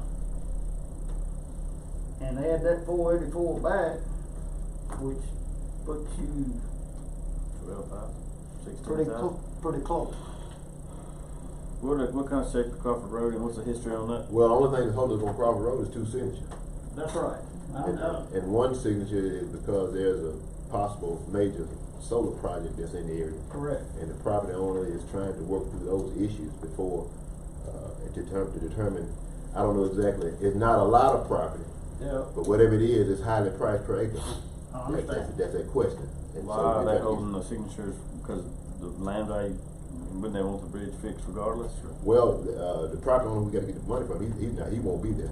But the amount of money to be determined as far as how much land that he's gonna utilize is actually gonna be money he's gonna lose, in this deal that he's putting together. And I'm just kind of dancing around this because all this is pretty much speculation. And then of course there's another property owner that's there, they just wanna make sure that, some other things are protected, but I don't think there's gonna be a problem with them. I don't think so. So what we're doing, we're trying to work through, and he's trying to work through the attorney and some other things, because he's not at the point of liberty where he can just sign and just say, well, hey, because he's already under contract with options on that property. It's somewhat kind of complicated. I know what's recommended with state aid money, but, there's that state aid money sitting there that could be put towards this. If we do like we've done in the past, just sort of divvy it up and let that district that's gonna get, put that state aid money that they're gonna get towards that. I've got, if we proceed with Crawford, I've got 3 other LSBP jobs that will be funded. Solely through LSBP, won't need anything else. But if I can, I just go ahead and present these other projects, road projects and whatever, and y'all can make a decision as to how you want to approach this Bailey Bridge. I just strongly recommend you to fund that in some way. So when the next ERBR comes out, we can emphatically say, we've already stepped up to take care of that other problem. So are you expecting some more ERBR money in this term? Yes. Yes, sir. Yes. I hope so. Yes. If this legislation passes, it will, but Yeah. now. All indications are, Supervisor Howard, there will be another round of ERBR. So we can go ahead and program it and get all the engineering, or have the engineering. Well, the ERBR is for the big bridge. Big bridge. I'm talking about for the metal bridge right now. There's two old military bridges down there, Bailey Bridges, and one of them is okay, one of them is not okay, and that's the excuse I'm trying to take off the table. And that's the one will be, as you said, about 1.1, you know. We're about $500,000 short. We're about $500,000 short on that to program it right now. I would love to program it because we won't get much notice, folks, on when they say we're gonna take ERBR applications again. That generally happens really quick. They want their applications really fast. And I'd hate to get in a spot where we hadn't programmed that other bridge. I'd rather have it on the program. If I could just program it now and say we're gonna do it with county funds to balance, and then these other funds come along, then you can always make some changes. You can always make some changes. But we can start with this money. We could start with this We can money, start all and there's three of gonna be a those line projects with item this for money. this 500,000 or so that we short that says county funds. Right there. And if that changes and there's more money comes along, or you decide you're gonna use whatever, we can go back and amend that. But at least it lets me get the job on paper. But can we not use state aid funds on that? Yes, sir. You can use, the only money that you really can't take away from is you can't take away from your LSBP fund. It is Right. solely for your local system bridges. So I'm saying, instead of line item saying county funds, can we say state aid funds? If you wanna obligate state aid funds to that, you can, yeah. Okay. And That's- I'll let that's- y'all fuss about whose district it come out of. Well, If you I wanna mean- say state aid funds, I can say that. Okay. But now, on the Crawford Road and the 16th section road, what's the possibility of those roads being flagged and we're told to close them? Or that's beyond our control? It is beyond our control, and I wanna re-emphasize that for the press as well as for y'all. But we're inspecting these things, we turn the data in, it's going to a national database, and we're getting word back from basically Washington back down that's directing us to close these bridges. Clyde's not closing them, Marvell and Orlando ain't closing them, we're getting told to close them or else. So, right now, I don't see either one of them going. You could get posted, but again, things could happen tomorrow. Brilliant, yes, sir. Natural disaster. These are 3 right now on your state aid bridge program. On state aid routes, these are 3 I suggest that we work on. So all we gotta do is go ahead and program, put state aid funds to make up the difference and move forward. I would come back to you in the next board meeting with a program document that says the balance of this SADP, whatever Crawford Road didn't take, plus the balance in state aid to do the project. And by then, we'll have determined whose district is coming out. Again, y'all, but I can go ahead and get the program document ready if that's how you want to would, proceed. and that's what I'm thinking, if it's in a particular district, then, we just work it like that. All right. Well, Do we have to, but now, do we have to designate, I don't think we should designate it out of a district, I think it ought to just be out of the fund, I mean, regardless of where it comes from, because. My program document does not have to Right. say district, Right. it just says state aid. Right, it just. Because if you do that, you won't have enough to do a project. You won't have enough to do a project. I mean, his documents say state aid. We'll then decide how we wanna divvy up the state aid fund. Well, I just would think to be county funds, and we just don't, because that could cause another problem. I think How? we do it the way we've been doing it. We've been, dividing up into, 5 equal parts. But, Let me carry the count. I know you might not like that, but that's what we've been doing. You know I don't like I know you don't like it, but that's the way we've been doing it all the time.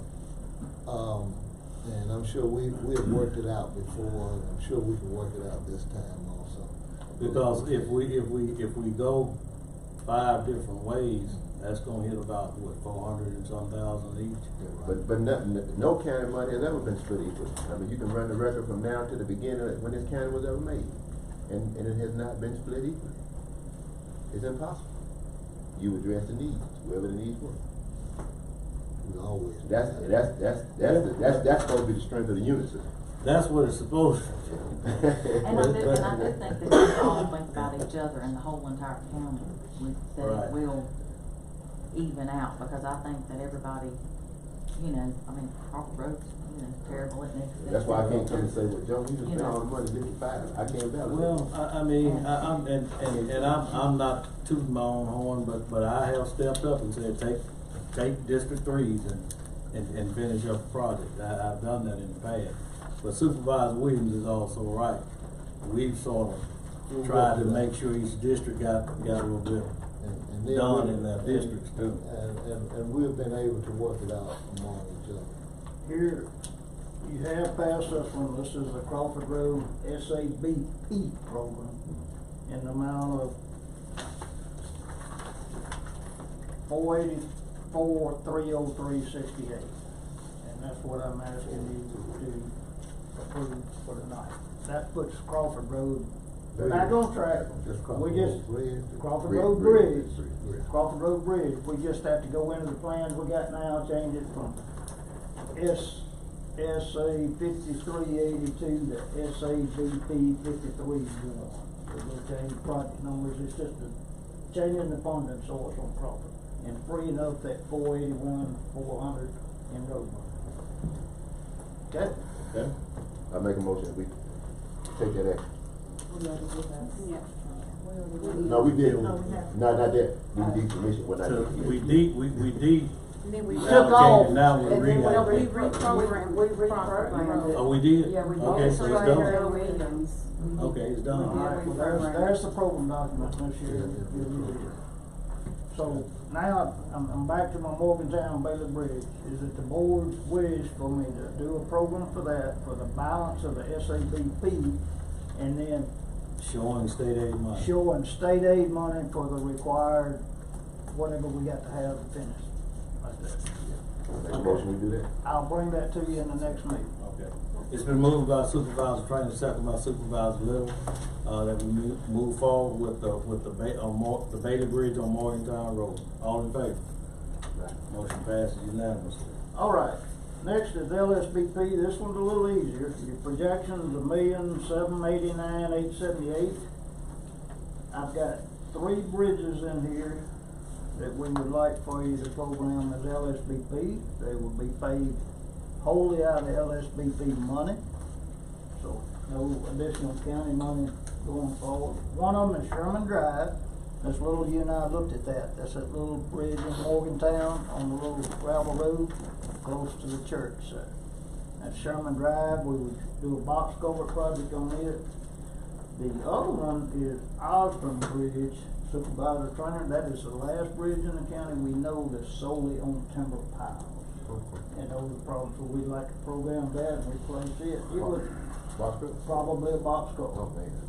Okay, then the other one is also in this little district. That's the Dry Creek Bridge. The reason we picked the Dry Creek Bridge is if you go through all the system that we got, well, it has the lowest condition rating of all the eligible LSBP bridges in the county. That's one, that's the Dry Creek. That's that the it Dry, floods. that's the Dry Terry. Creek area. The that Dry floods. Creek, but it floods. Yeah. Where's that I located? spent a lot of time down there, you know, hunting, but yeah. Yeah, but that's the reason we selected that. We go through a condition rating and said this bridge is in this shape, this shape, this shape. That is the lowest LSBP condition rating we have. So I'm asking you to program those three as LSBP. That will leave you about $326,000 of LSBP money should we come up with another need and use that. What else could we use it on? You can't use LSBP on anything but LSBP. Until you have all your bridges, correct? Yeah, that's right, man. You have other eligible bridges in the county, but they're in pretty good shape. Right. Right now. But that's not to say again, as you know, a road manager can tell you, things can happen to these bridges pretty quick sometimes. That would leave you a balance on your LSBP stuff. We probably need that just to repair some existing bridges. If they're on the LSBP system, then we could do that. But that, all three of these, Osborne, Dry Creek, and Sherman, would be programmed with LSBP money. Need a motion? No problem. Been moved by Supervisor Carter, second by Supervisor Little, that we move forward with program these three bridges. All in favor? Motion passes unanimously. All right, Ms. Sharon, there's those three program documents. Do you need all the way to sign this? I do. I have to send them the original with the blue stamp. Signed by your number? Item 3 in there was our ERBR we talked about. We're optimistic for that. Our last ask, and I apologize for the confusion there. Previous ask. The previous I was ask thinking, oh my God, what was is $4,264,293.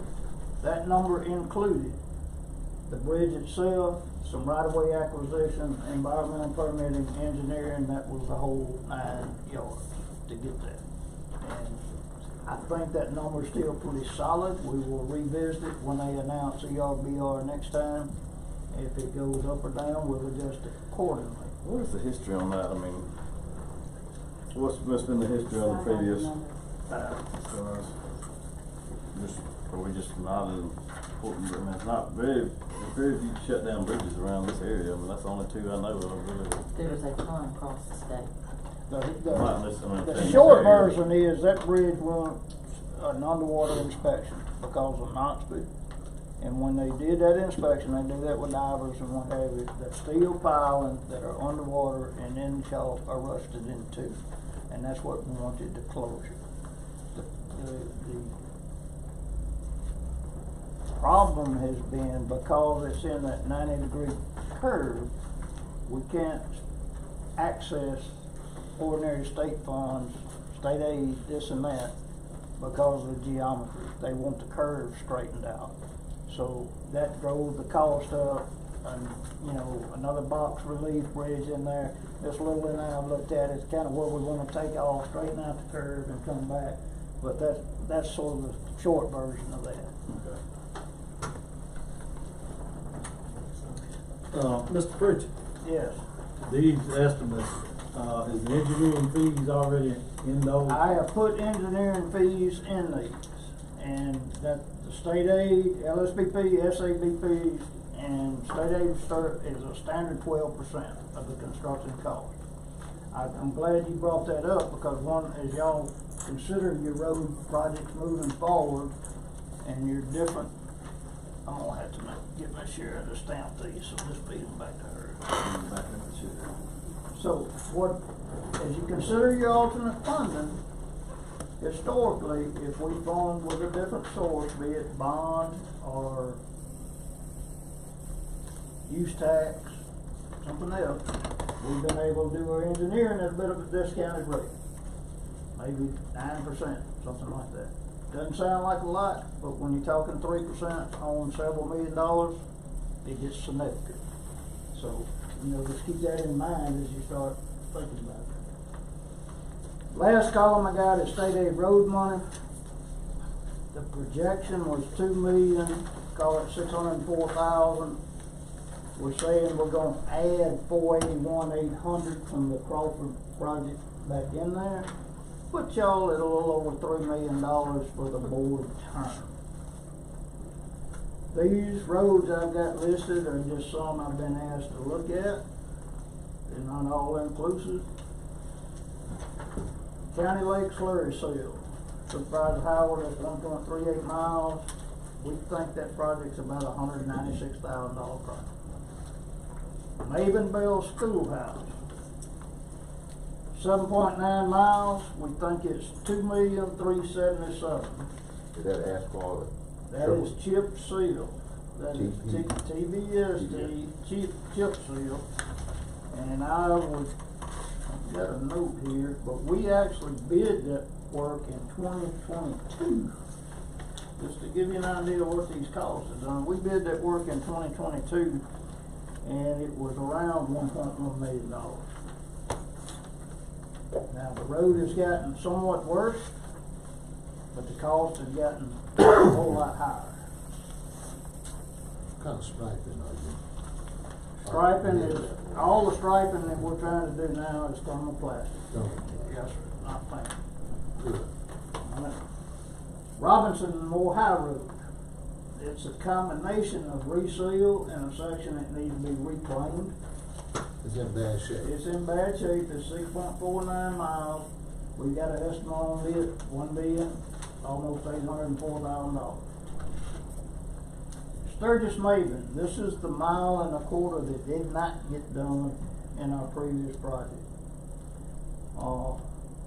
We would do the same thing, reclaim it, TBSD, stripe it. We think that's about a $570,000 job.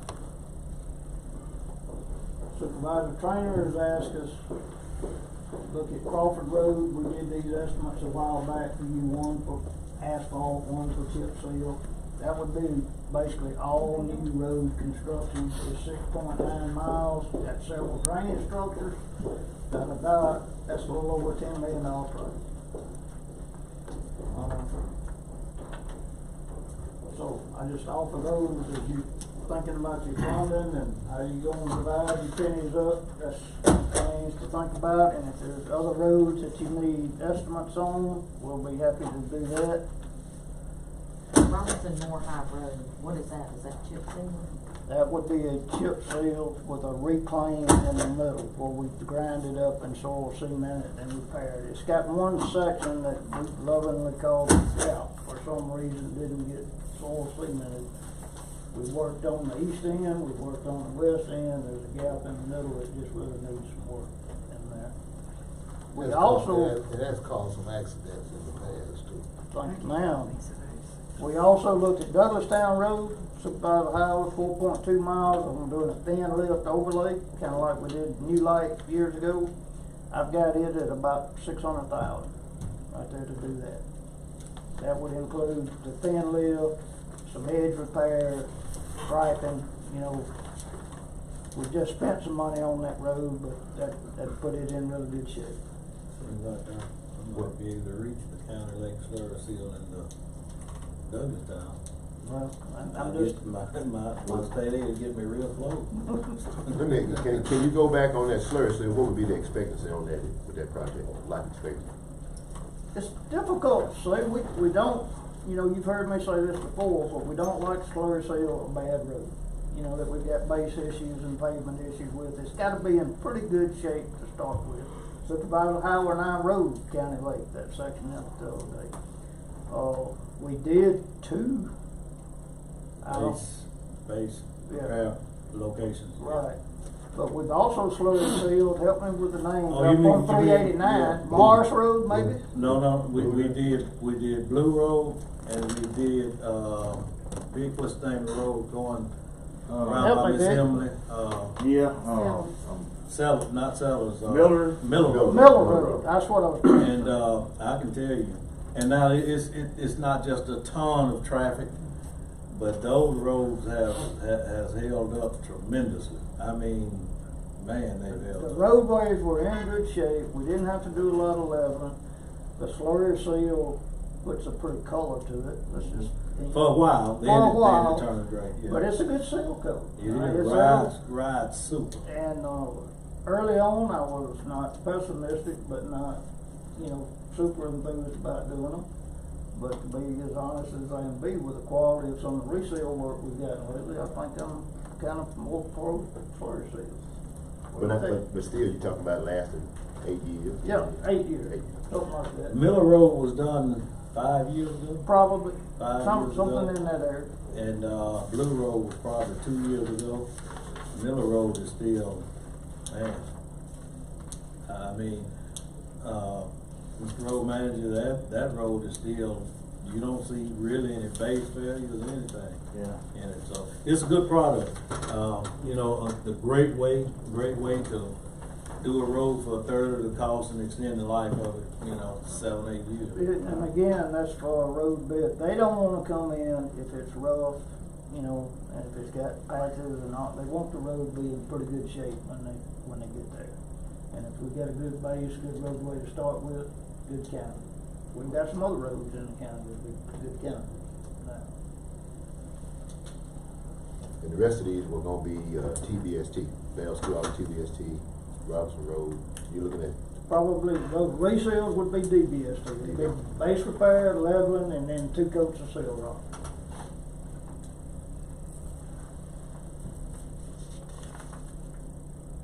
And Three Robinson coats. More High, It's just- Robinson More High would have some reclaim in it, because there's a section that needs to be reclaimed.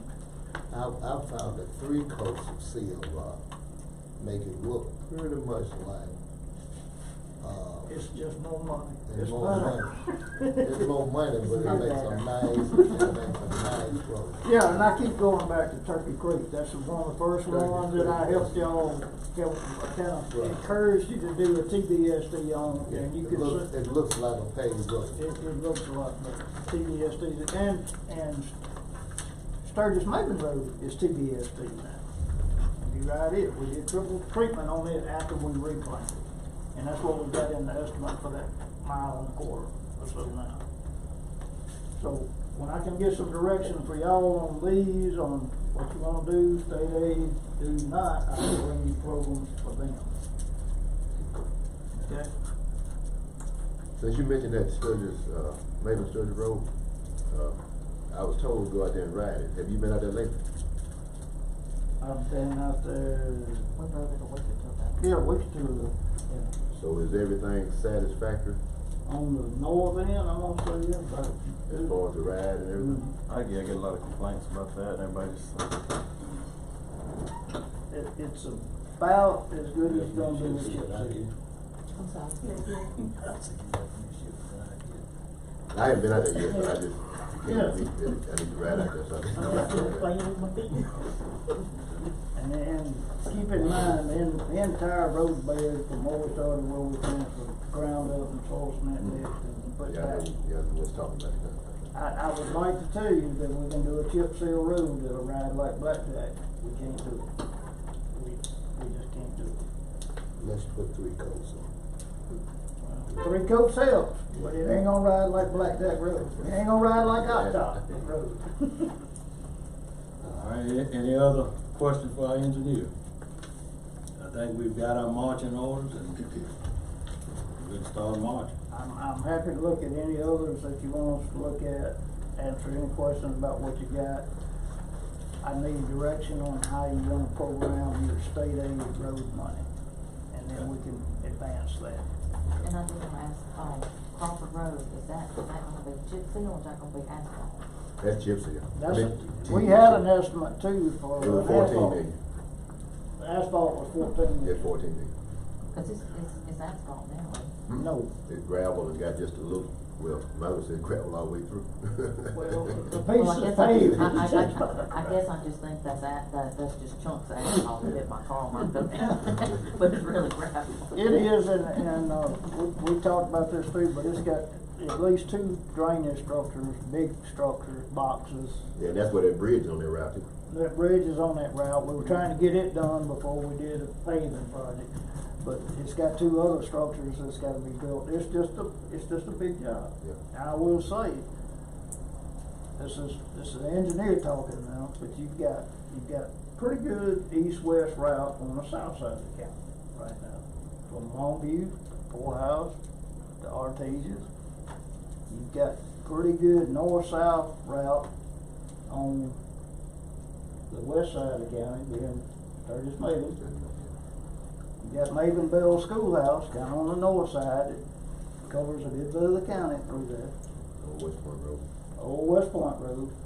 We kind of lack an improved roadway on the east side of the county, a north-south route.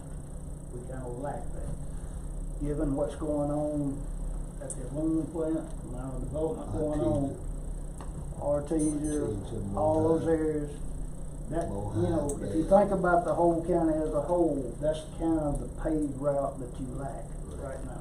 And really, that has the most potential, because I'm gonna tell you, with what's gonna happen with this solar deal, I believe that those projects will pay to improve all those roads in the area. If those projects kick off with the solar farm that's projected out there, and on that side, it'll bring in enough revenue to do all those projects long term. It will. And I'm not including the growth. Of course, with a solar project, it's not like you gonna put any extra traffic on the road. Right. What will bring the extra traffic on the road will be people will be wanting to move out of those areas and develop subdivisions and all that kind of stuff. So, Then the spin-off businesses that'll come. And I just know when y'all are gonna visit both issues, I will say that the issue that Mr. Yates brought to the table tonight needs addressing. It's got several things held up right now, and I've got projects in that same boat. And your wastewater district issues. oh yeah, we know. All that's everything kind of works. Everything kind of lays on it up. The same thing. All those are kind of piling up. You know? So both of them, I appreciate your attention to those because they are important. What's going on in the county. Lots of development is taking place on the Mohai Road. And we're probably gonna see a lot of tax dollars being developed, a lot of housing gonna be developed on that area since the schools are no longer separated. That made a big difference. Yeah. We know the school district is a big deal. We know the aluminum plant's a big deal. I told y'all we've got a project on what Triangle Drywall is on that 90 acres down there. That's hung up in the same, that was Mr. Page said, it's been talked to y'all. But I don't think there's any question you're gonna see the east side of the county shoot. All right, that's all I got. Any other questions? Need a motion and a second for the project update report. Move approval. Motion by Supervisor Carver, second by Supervisor Little.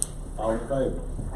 Motion passed unanimously. And call me anytime. Anything y'all need, we'll jump on it. Okay, thank you, Mr. President. I'll get copies of those whenever you get a chance. Can I just scan them and send it to you? Okay. I'll get Corey to send them, scan them in the mail. All right, thank you. Mr. Collins.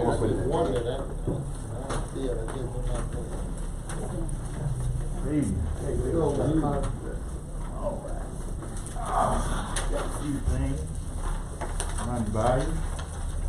First on you all should have a handout coming out of a resolution that came from Adams County, and we're gonna kind of piggyback on that and ask the board consider doing the same thing as they did.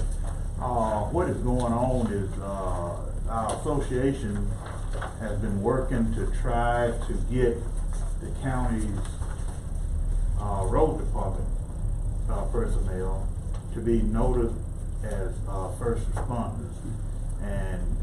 That being said, most of the call out, we are sometimes the first one there and the last to leave. And so, that being said, I don't know if any of you had a chance to read the resolution that came from Adams County, but that is the same thing we're asking, that our guys be noticed as first responders through the board of supervisors. Make a motion that we adopt this resolution. Second. Do we need our attorney to look it over? Yeah, he's gonna have to put it together. Okay. He's gonna have to look it over. It's been moved and second, motion by Supervisor Frank, second by Supervisor Williams, and we move forward with the resolution. All in favor? Motion passes unanimously. I ask you a question, just thinking, some of this national preparedness stuff is what I worked on in my former career, but, anyway, the definition of first responder is the first person there until your delegation of authority granted to a higher, but, really, I mean, I was thinking CPR earlier, and these guys, we talk about CPR certified, cause a lot of times they're around the corner and they're a county employee, they're gonna show up and get to work, and that's something that's. Well, that's something we're gonna get, we're coming to that, that's, we're coming down to that, tonight. It's not in your packet, but, we are, well, it may be, but we're getting down to it. Let me kinda ease down my agenda as I got it written, so I won't mess myself up. Next thing we have on our agenda, and you should have it in your package, everything maybe except for the, we got a right-of-way agreement. Out on New Light Road, we have a tree that has died, and the property owners made, I think, Supervisor Carver aware of it. We went out and took a look at it. From the pictures in there, you can see that the tree is, for some reason, over time, it decided it wanted to grow and lean toward the road. Well, it's now dead. The greenish that you see is another tree in the background. And so we need to take this tree down, but the base of the tree is about 6 feet off of our right of way. So, in order to do that, we got a right of agreement, and I just need the board approval to acknowledge that and give us, approval on that. Motion for approval. I believe it's gonna fall on the highway if it. It's gonna fall directly across the highway if it breaks off. Motion by Supervisor Williams, second by Supervisor Carter. All in favor? Aye. Motion passes unanimously. And it's still now live enough that you can get under it and cut it, and it won't hurt anybody. I mean, it's not live, but it's still enough there. Let me see what next thing we have on the agenda is, down in the town of Sturgis, they need to do a little work and in front of the post office and the city hall. Supervisor Little is aware of this. We talked about it. So it comes down to, part of it is gonna be MDOT, but they can get a application to be able to do the work that needs to be done on the DOT. We're waiting on that application. They're sending that application out down to David. We'll get that application filled out, sent back. What I need to do is, while we're here, to get permission, if at the will of Supervisor Little, to do this work, if the application is approved. Need a motion? So moved. Motion by Supervisor Trainer, second by Supervisor Little. All in favor? Motion passes unanimously. Alrighty. How's it gonna be funded? This is, I guess, coming out of road department maintenance, road budget. Yeah, well, that or either Supervisor Little. I think that's gonna have to come from her. Okay, Yeah. all right, okay. Okay. Thank you, Uh, Supervisor Williams. Okay, we got a request for a, bus turnaround out at 1916 Turkey Creek Road. It came in, I think it had requests on that, but when I talked to the guy over at, the road department, the school bus department, it's establishing a new turnaround.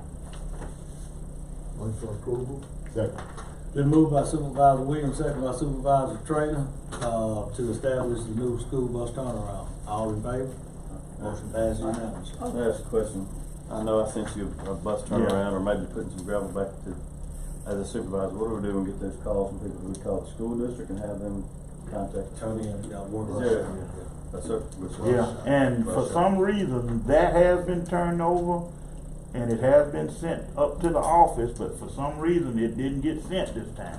I talked with the, person over and some reason, it's 2 others that didn't get sent this time. Well, I'm gonna tell you, I've talked to him twice about a school bus turnaround on A.W. Williams Road. Okay. And he has yet to send it. Yeah. The person that sent me pictures and everything, and he has yet to. So it's not, it's just a, you know, and I've talked to him about it a couple of times. Hopefully, they'll get it to us. He sent it in, but they didn't get it to us. But if it's existing and they already have it on the, It's not existing. Okay, then that they want to let them know and they'll go do whatever may be done. Let him know. Well, let the road department know. Yeah. Call, let the road department know, just email or text or whatever.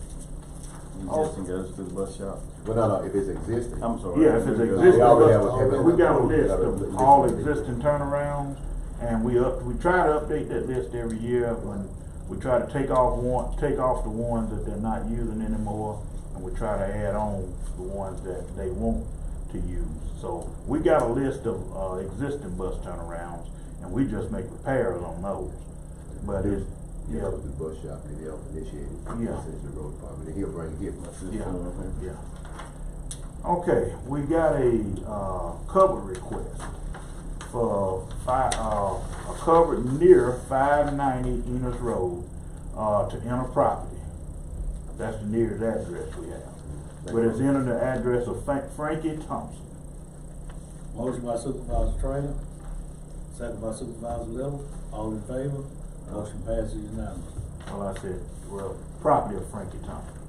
Also, we have another cover request on A.W. William Road for Cole Phelps. I make that motion. Second by Supervisor Little. All in favor? Motion passes unanimously. Okay, we I had a call from a gentleman down on Octok Road. We went out and looked at it on one of the box covers on that road, and you remember the name of that road next to it? No, this is gonna be on Octok itself. But we need.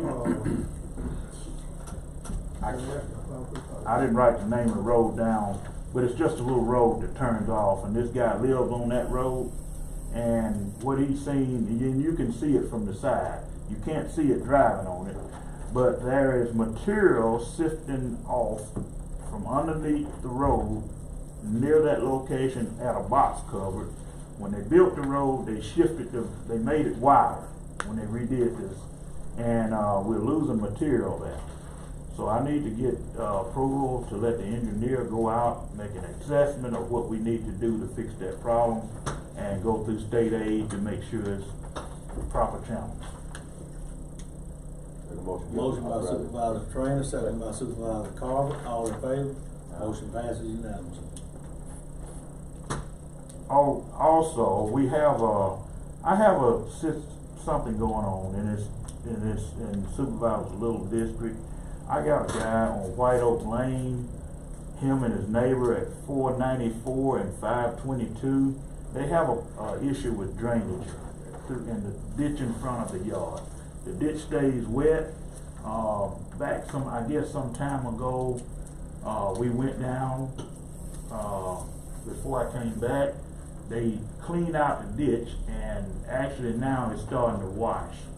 I'm asking the approval to get the engineer to make an assessment on that and come back to us and let us know what we can do on that. Motion by Supervisor Carver, second by Supervisor Little. All in favor? Motion passes. Yeah, that's gonna be on White Oak, down South Montgomery, yes. Okay, all right, we have a couple of, one more. Are we gonna continue with our road spraying program this year? In the past, that's what we sprayed our paved roads 3 times, our gravel road once. If we are, if y'all wanna continue with that, we're gonna ask y'all to, we're gonna go get quotes to get approval and all on that project. I think it's been happening with our road maintenance, hasn't it? Yeah, it has. It's just some location that, I suppose whoever is doing it this time, we're gonna ride and It's some places that's washing out that don't need spraying. Okay. And I gotta make those. You know, they need to cut the sprayers off and don't spray those places.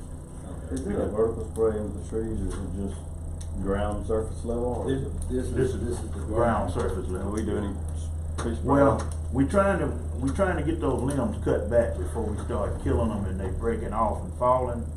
And what we're gonna do is, after that happens, we'll do what, you know, we'll let them go in and do just be killing the sprigs as they come out.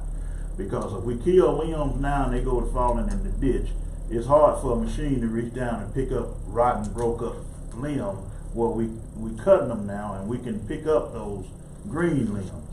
But when they fall off that tree, they're already rotten and it's just hard to gather that stuff together.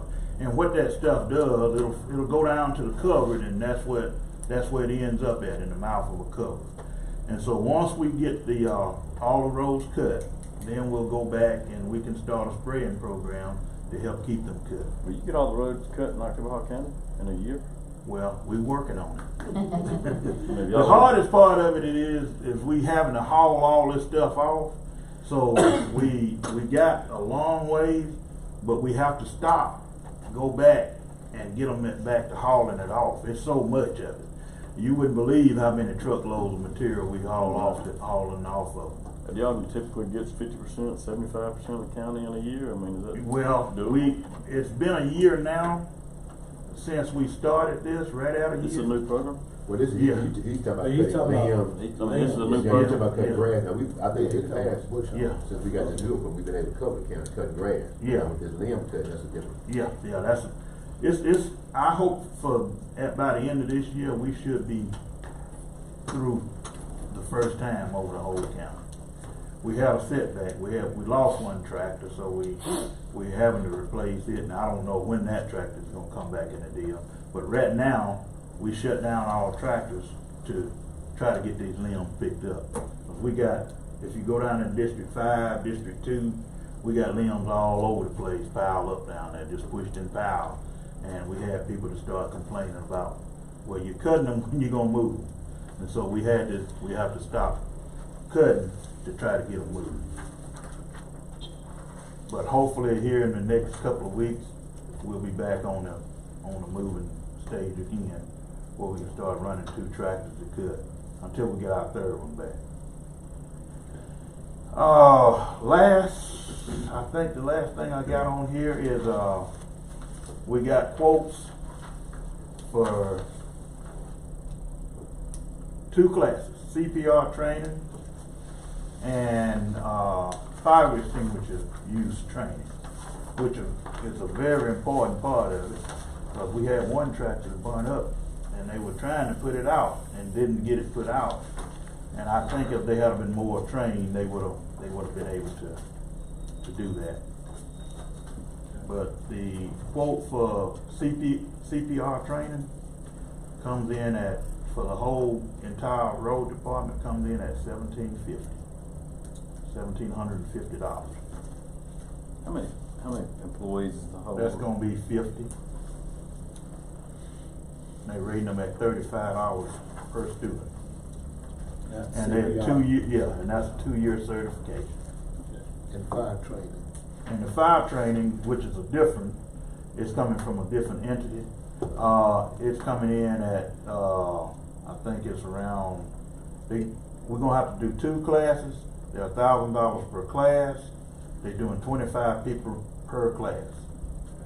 And, so that's gonna come in. Let's get a motion first on the Okay. CPR training. Got a motion by CPR. Got a motion by Supervisor Williams, second by Supervisor Little on the CPR training. All in favor? Motion passes unanimously. Okay, now the fire extinguisher. Okay, training. 2 classes, $1,000 per class. That's 25 students per class.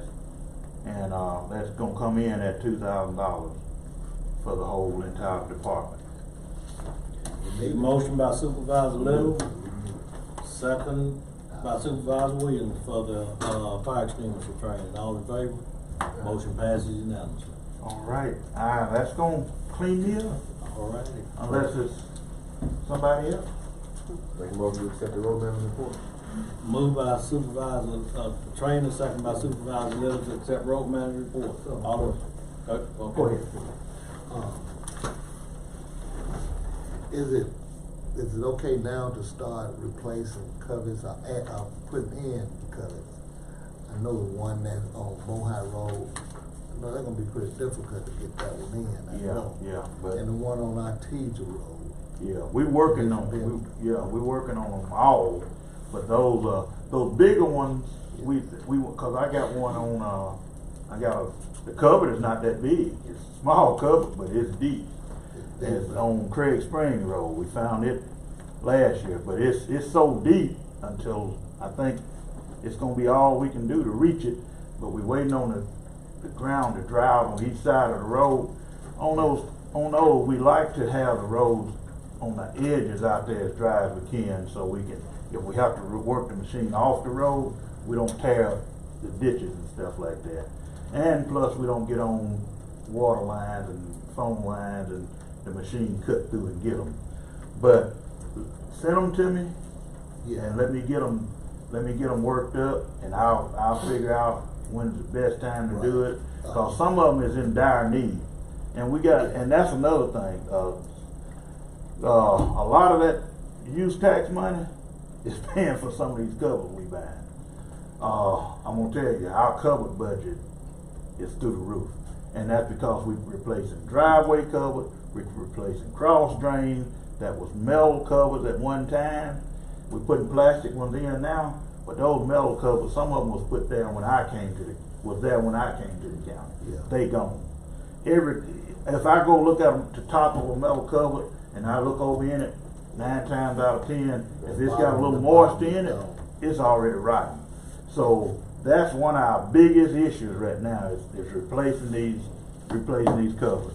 I think Mark and all the rest of them replace probably 10 covers a week. There's been piled high buildings, old metal covers. The old metal covers, and that's what, once we get those under control, then we'll be, but right now, and those covers, I'm gonna tell you, they have gotten high. A 30-foot cover, 15-inch, you're talking about $500 a cover. So that's what. As you're replacing those covers, if you're not taking the proper drainage. That's a lot of what happens. Yeah. If water sits in them, they're gonna rot. So we having it, and that's what our crews are doing. They're doing a lot of cover replacement, and they gotta fix the ditch along with it. And so that keeps them in a tailspin at all times. You see them trucks back and forth. A lot of times they picking up material, or they going to get a cover. They in and out the shop regular. Supervisor Carter. I know we got a spot on here, I had a cover request, kind of out of order. Is that normally we would do at the end of the meeting? Yeah. Waiting at the end? Then you can do it now. Oh, I had one from Phil Grucci, which is 272 Hickory. He said that same thing, that cover's 37 years old, it's been just collapsed on. Yeah, that's what's What in was it. the address? I got a call. Hickory. Phil Grucci, 272 Hickory Ridge Drive. Motion by Supervisor Carter, second by Supervisor Williams, all in favor. Motion carries unanimously. Anything else for our road manager? If not, did we already accept the road manager report? Yeah. Okay. All right, if y'all need me, you know where I am. Thank you. You know we'll be Okay. talking. This is get a motion in a second. Okay. All right. All in favor of accepting the road manager report? We already got a motion in a second. Okay. All right, well, thank y'all. Thank you all. Ms. Livingston. I've got a couple of things. First off, it's a new term for everybody, so I'm coming to the board again if they'll approve to pay my portion of PERS. Second. Been moved by Supervisor Williams, second by Supervisor Trainer. All in favor? Motion carries. One more thing that I have, is since I'm the records keeper of all the records, the state audit department allows us in section of the Mississippi Code 1915-1 to do restoration, to reserve the old books and our old court files. So I'm asking the board if they would agree to do an agreement with me in the amount of $7,500 on an annual basis. Well, the electronic age we're in now, that something, people still come up and check those records. Is that- Everything, we're gonna start with our court files, we're gonna scan them in so that everything will be on the computer for the public to see. Attorneys and everybody else use them on a daily basis. That's an annual cost. Annual.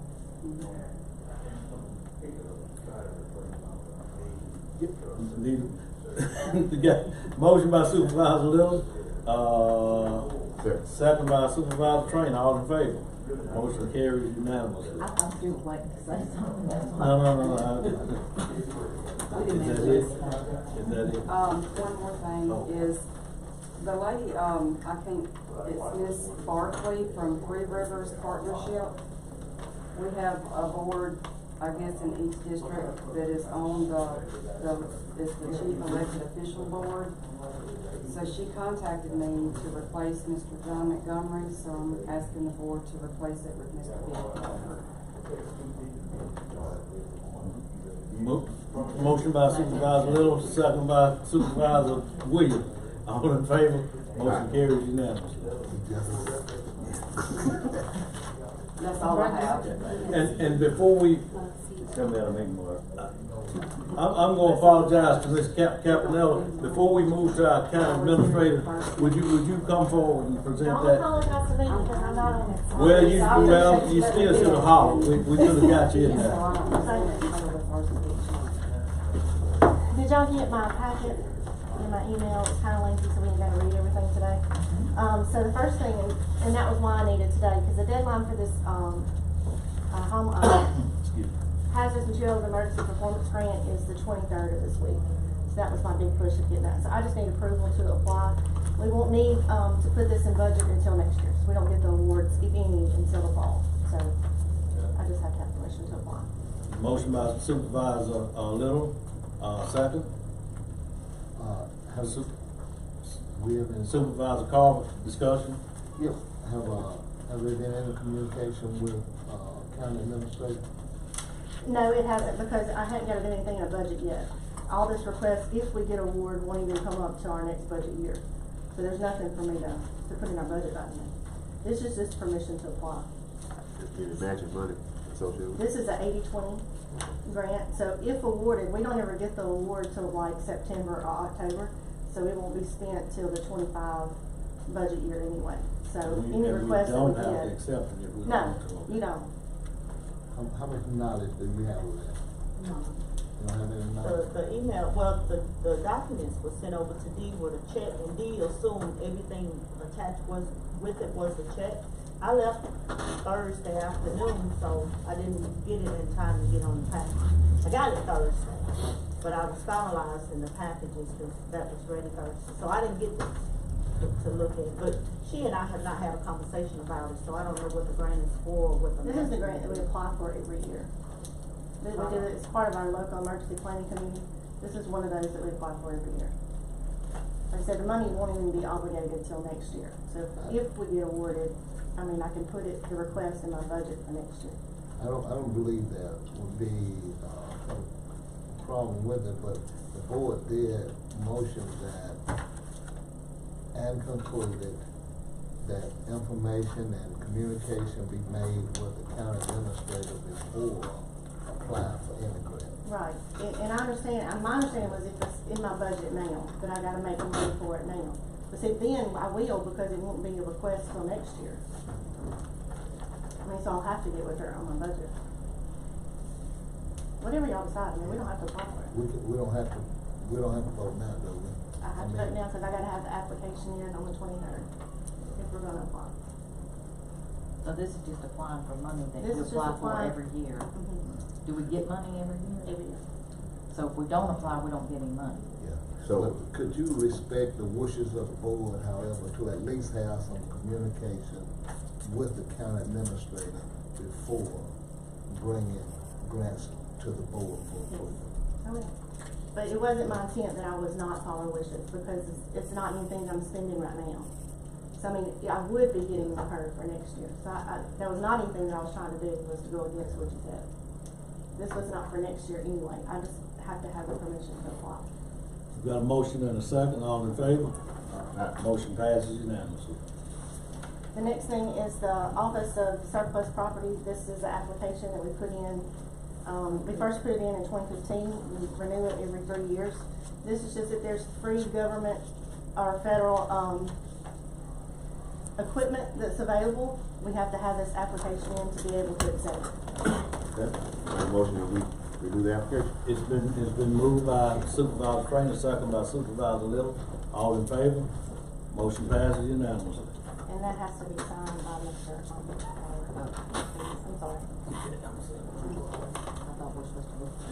You can. It's in that packet that I emailed you to. I was gonna say, I thought that's what it Yeah. was.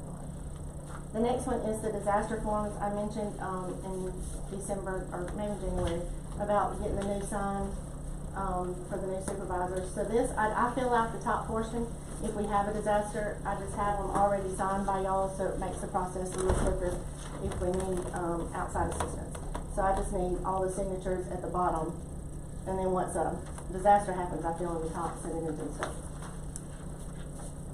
Motion For approval on the new signature. Motion by Supervisor Williams, second by Supervisor Train. All in favor? Motion carries unanimously. The next one is the hazard mitigation grant. So this is a grant that y'all asked me to apply on behalf of the board in 2022. This is for 6 sirens. We just got approval for that, and this is another grant. If you don't want it, you don't have to accept it. We can throw the money back to the state. All we gotta add is what, $17,989? This is a 90-10. You do have to put everything in. It is a reimbursement grant. This is not in my budget. So if this is something the board wants, then we'll need to figure out where the money's coming from. And these sirens, where will they be located at? So these are, You got Adelson, Bell Schoolhouse, Central, Right. District 5, East, Bel Air, Sturgis, Prairie Springs. yeah, those are all at fire stations. Okay. Got a motion? Request? I have one question too. Well, I guess if you approve that is where, if we need to do this on bid, since the price of that is $179, I don't know how that works, or how we'll need to do that. You could do it down and purchase it.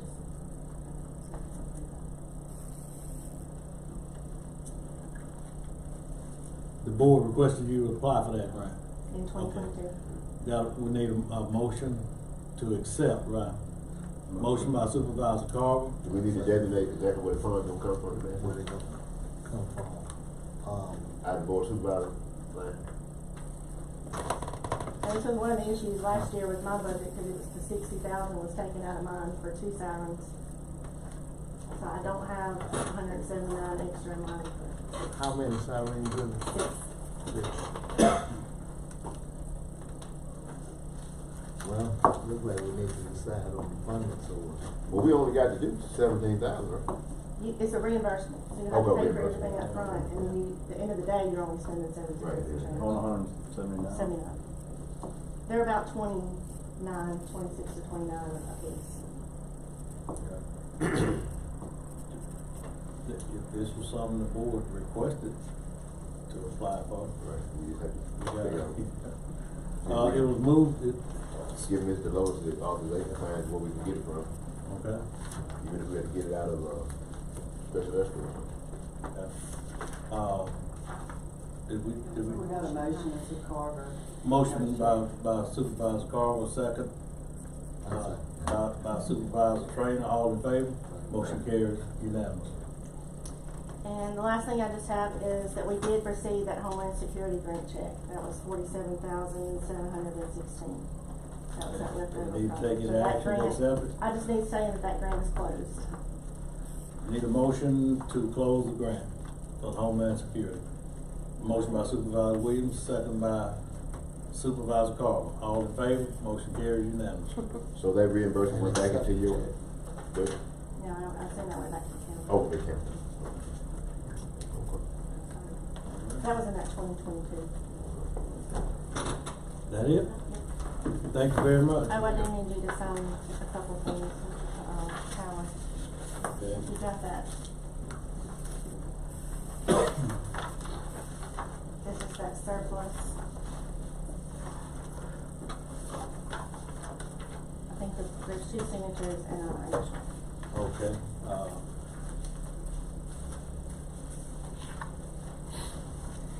I got that.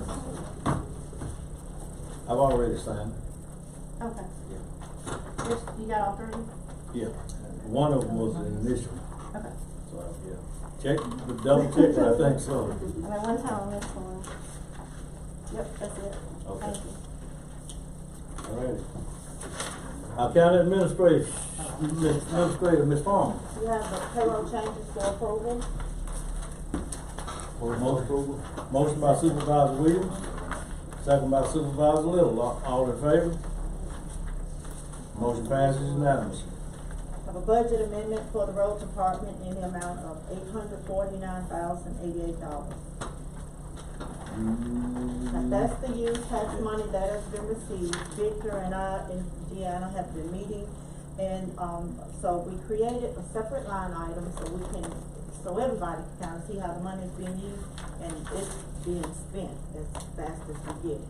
So, you really can't, Well, yeah, and I do understand that, but at the same time, we still can see where all of our money is coming in and what we can service, because we may be able to then take some of that money and just purchase a bunch of covers, you know, and have them on hand, especially if they increase it. But I do understand what you're saying, but I still think that financial workshop would help us, you know, sort of look at some things.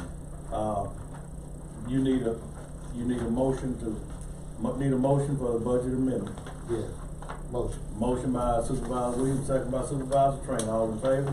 Motion carries unanimously. I believe that that's $20,000 worth of cover that I believe already, Yes. There's yes, concrete, so it's $155,000 worth of cover, so we use a lot of cover.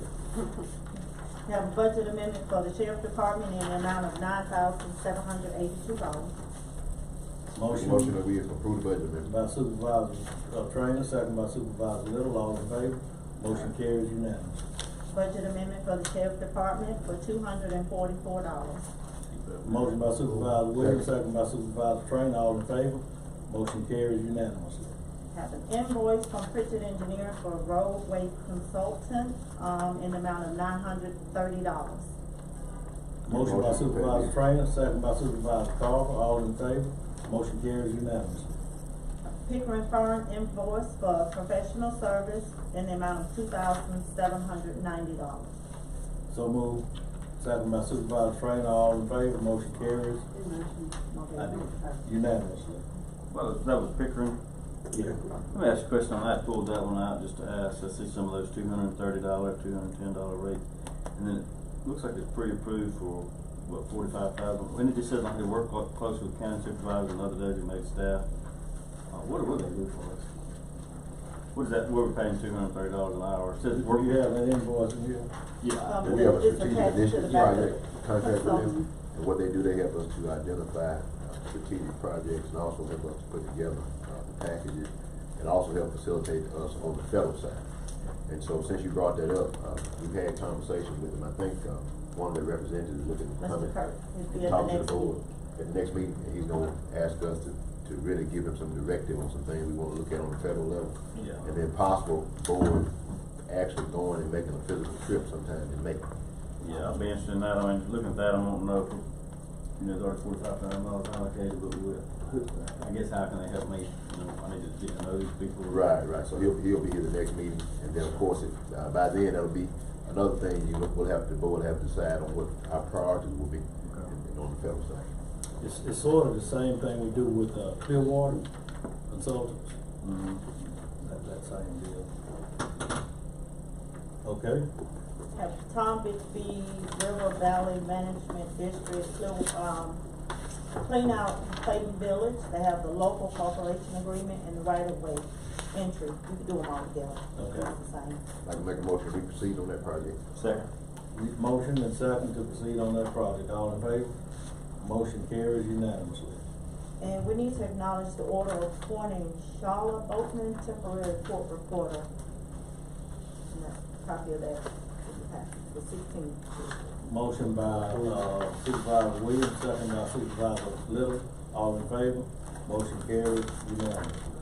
Also, just kind of let you all know, I would need to know what to tell the financial consultants we are looking to get, you know. If I don't have any guidance, all I knew was the equipment. If there are other projects, just like when we did it before, we knew about the building, we knew about the equipment, we knew about road work. It's easier for them to steer us when they know what we are looking at. That's important. So if we can decide on something outside of just equipment, I know the building is one, but we don't know what that looks like. It's easier for them to kind of help steer us when we kind of know what we want, so we can be specific with our conversation. Now, this Thursday, we already have a meeting scheduled with History and Archives. I'm hoping they'll give us some direction with what we can do with that building. Right now, so far, we have not had permission to tear it down. I don't know if they're gonna say we can or we can't. We provided them everything they've asked for. So I'm hoping they tell us that, and once we get a clear direction, we'll know what direction we're moving in. Then hopefully we can get some estimates as to what that would be. Is this a historically protected building? I mean, Well, it's a historical building. I don't know whether it's protected by anything, but it, you know, of course, by the age of it, it has historical significance. But I don't know whether there's an effort out there that will prohibit us from moving forward. You know, there's not a committee out there to save the building. So, in my mind, from basically what I have discovered is that, you know, once we get past Thursday, I think we can go ahead and make a move. Next step is demolition. doesn't the foundational issues stuff trump the architectural, you know, I mean? It just depends. I mean, you know, it's one of those kind of things where it's going to be if we decide we're going to go, well, first of all, we know we can't just leave it unoccupied, because right now, Costing us money. It's costing us money on insurance. I guess we still got power there. And then it's a responsibility, because we never know whether it's unauthorized occupancy or whatever. I mean, just another responsibility we got to keep up with. What is community sentiment with Felix Long? What are y'all seeing? I mean, you're saying it doesn't sound like It depends on who you ask. I asked the mayor about it. The mayor said she was born in it too, but it needs to go. Thursday will tell us whether or not. Thursday will give us some direction. They're gonna allow us to demolition, Who you ask? or, you know, if it's gonna Can't be use it unless placed they on the cut it historic out. register. What time does that make? Because of no handicap It's accountability. It's a Zoom call. So if you're available and you'd like to attend, be in my office at 10. I don't have a laptop, but I can probably do it. I have all that set up. I just need you to come in my office. Okay, So we really need to give them some direction. Yeah. Now, they can discuss money all day with us, but unless they know what we want, you know. and I think they're gonna request some information from you Mm-hmm. to help set up what they want, gonna talk to us about. They have that. We met last week, but I just didn't know what to tell them outside of the equipment, because that's all we had talked about. So that's kind of where we were today. Like, what other long-term or vision seeking that we're gonna need, you know, counsel with, or, you know, strategic planning, you know, with the, The only other thing I know is the building. Outside of that, I mean, y'all just want the road work. Infrastructure is always going to be your number one challenge. Well, we've got some immediate needs that we want to discuss, but then we can also discuss, just like he was talking about, the perpetual capital improvement, placing some millage and things like that. What I want, one thing I want them to discuss with us is what can we leverage based on our budget that's in place right now? What can we leverage and be able to go ahead and purchase and make those payments with what's in our budget right now? Without a tax increase. Without a tax increase. I think you need to look at all of it. Yeah, well, that's one of the right now things, but like we're saying, we wanna go ahead and we can look at in the future too, you know. What will this millage do perpetually if we continue, and each year we can add a little bit more millage to it? And, that's sort of what, you know, this all came about because Victor came in with a request. And so we decided we don't have the money, but could we then take our budget money that's already budgeted and float a bond against it and purchase everything he needs and just make payments out of that line item budget. So that's sort of what it stems from. Oh, I'd like to still have hospitals, but about third meeting in a row, I'd like to have some kind of hospital discussion, because it is budgetary in nature, in fact, that if you were to have a hospital sale and you were to add money into the coffers and things you can do with that, from fixing the county lake to roads, and I don't know what all you can do with that money, but I still, sooner rather than later, I wanna have some serious hospital discussions. We free up some minutes, that's for sure. Well, I've been in conversation with Mr. Jackson. We were prepared to set up the meeting, but I received an email that was requesting some documents, so that has stalled it a little bit, because they're trying to compile all the information that's needed before the meeting. We are working on that. I'm working on that. It takes time. Cause I was gonna say, But we're working on it. I'm the one, I'm assuming her. You're the only one that asked for some things. Yeah. That's correct. I sent a request through, Delois for some, for some information from the hospital, and I live in a world where, 24, 48 hours is a good turnaround, so I'm assuming that 10, 14 days is more substantial for other people. But I guess it wasn't because I hadn't heard anything or seen any information. But the information that I was requesting, some of it was like, did you do surveys at the hospital? If so, what are the results? Where do you store them? I think that should be known, just known. There's several things that, should be known, but some of them, it was 9 questions, and I'll, email that out. I meant to have a copy. I have copies, but I didn't have time for it out here to go get them. Some of your questions will require a lot of research. It's not that some things are just always at hand. And so, yeah, I completely understand what you're saying, but just in my opinion, if someone that represents the owners and stockholders of somewhere, you make that a priority, or at least make it a priority to say, hey, I got this information, but it's gonna take me a little longer to get that, and nobody has, so I gave you his number, and told you to call him. Mr. Jackson, we did have a partnership meeting this morning, and, we went around the table discussing that. And Mr. Jackson did say that he was trying to pull together the last bit of financials and things like that to get set up for this meeting. So he did say it should be sometime within the next week, no later than the next 2 weeks. Do you wanna take some action before the meeting, or you wait till the meeting before we take action? There's things, because last time when we had this process, the board took initiative on its own, and of course, the board could always do that, but, whichever way the board wants to go.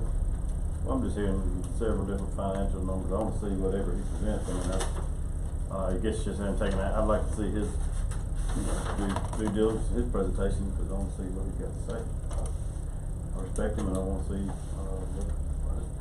Hear a lot of bad things out on the street. So you're saying we wanna wait till his presentation? Sure. So we'll have to wait until they? Yeah, let's wait. We'll have to wait until they? Wait until. He's saying it's a week or two. Yeah. I would say let's wait and receive the presentation. So, but he did say this morning that he was putting together the last bit of financials and things like that and getting prepared for that meeting. Did it report on them getting any money through the governor's program? How much did they get? There's I think it's $13 million that, and he said they start receiving it. They're not sure if it's one-time money or not, but he did say there's some traction and some conversations starting to take place for full Medicaid expansion. And naturally that'll be a game changer for the hospital, but go ahead. Well, I was just gonna say, federal funding to me is not a way out. And I'm just saying, okay, you keep getting free money, but what? Nothing in that I have seen. I'm just asking, waiting on a financial presentation. Is that really gonna change anything that's been happening or been doing, or anything else? I mean, keep it going. Yeah, well, yes, it will keep them going. But my question is, when I get stock in the you know, in the grocery store, and everywhere else, and, you know, people that had signs, you know, out there. I have to bring that up and ask those questions, you know, that were, you know, that have been asked of me. Because you know, that's, you know, a fiduciary responsibility that I have, you know, to ask that. And I think that the same questions I've asked have been asked and re-asked again. And, you know, I haven't seen any. I think the board is moving forward, the right way, going in and getting a presentation from him. And then once you see the presentation, you know, those questions that you've got, and concerns you've got, then you move to your next step. So, they're out there. As soon as I hear from Mr. Jackson, I will let this board know of the date. I don't know. All righty, but he did say should be sometime within the next, 1 or 2 weeks. When we think about acquiring additional funding, I hope we'll think about long-term and short-term projects. Not just immediate projects, but long-term projects too as well. The county building and other projects that we might be thinking about, other infrastructure projects we might be thinking about. But let's think about long-term and short-term projects. Okay. Yeah, that would be some. When I think about long term, now I'm talking about the duration of this particular board, the 4-year term. I'm not thinking about beyond 4 years. Some individuals might want to think of move us beyond in the strategic plan beyond the 4 years, but I just think about this 4-year term. I think that we're doing a disservice to the entire county if we only think in 4 years. Like this sewer system and water system we got, and this whole total mess, if we've been thinking long-term years ago, it may be a different thing. We've got to think for the longevity of our county. But, and then, once we think about that, however, we're doing an injustice to the board that was gonna come after us, if we get them in a situation that they can't pay for. So, yes, we do need to think long-term. That's why I think we need to have that strategic planning meeting with our people to find out what we can and cannot do and what, you know, the projection of that looks like. You know, That doesn't mean that we have to. I wouldn't want to strike anybody with, you know, with the debt that I That doesn't mean that we have to put the money in place to have a strategic plan. Correct. We can have a strategic plan without going forward with putting the money in place to be able to fund it. Right. I just think we gotta start looking. Right. We sure do. We have to start looking at the future projects we But I'm with you 100%. I don't think we need to overextend ourselves. we don't need to overextend even boards that gonna come after us. We did talk about bringing in, Orlando, develop our comprehensive plan. Yeah, Slaughter, I don't think you've been able to make contact with him. I've been calling, I left 2 messages. Okay. I'm working on all of that. Okay. Anything else? Ms. Little, I agree. Water and sewage is very important, and we need to start addressing that. I think that's all of it. And then the grants, you talking about writing water and sewer at the top of them. We'll go around the well, first of all, our attorney, our affiliate attorney, do you have anything? I did not. Okay, all right. Supervisor Little, Supervisor Carter. I'm just looking forward to working with y'all and working with you. I think I tell people every day, it's the biggest problem we've got is growth, and it's coming. And there's more coming. You see Jeremiah, I think there's going to be some other things coming through. ADI, they won't build houses here. People won't live here. They've got people calling from all over 50 states, and people are trying to get. I think you're going to have a bunch of people start to get. It's a retirement community plus the industrial high manufacturing. I just the more that Bill Fruitman sat here and told us we're sitting on just the more I think about it, we're sitting on a capacity for the university to have a research park, and what that does is it just quantifies and monetizes you know, basically we have a research part, but how to really make money off of that. So, I don't know, as a county, we talk long-term goals all the time, but there's something that a lot of money to be made by the university and the manufacturing side. I don't even think we've tapped into it. You know, I know we haven't, but we got commitments from companies like Glow that are wanting to stay here and invest in the community, and it's just best days ahead. So, I agree. Supervisor Trainer. Well, I certainly appreciate the board allowing us to go to NACO and got a lot of good information and made a lot of good contacts, and I'll be giving you some information concerning some opportunities that we discovered while we were there. I even made some real acquaintances with some people that we have had some experiences with in the past. Just a lot of good stuff out there, and I'll be probably sending you all some stuff. You all do know that this coming Thursday, I guess, Mr. Lowe, well, you all may have to email about the meeting at the hub at 3 o'clock. I think we're represented from Senator Gant's office. And I do know in the past, and this is one thing that we're going to have to really do. We're going to have to kind of get a little bit more in the game and get a little bit engaged, because the city is already ahead of us on a lot of stuff. Some of the requests on the federal side, or some of their requests, and some of the grants and things that they're going after. And either if we're going to pursue some of these dollars, we're going to have to have a team that's able to do that. Phyllis and the PDD, they only can do so much, and they work for 7 other counties, 6 other counties, and 18 cities. And there'll be some things that you may think that it'll be where they can assist you on, that's going to clearly be something that they cannot handle. And so we're going to have to get engaged with other professionals that can help us to be aggressive to pursue some of these decisions that we got to make. And that's one of the things that we have to do. And people see us and they can sit at home and read the paper and watch the live stream and say, y'all wasting a lot of money. But it takes a lot of due diligence to make these decisions.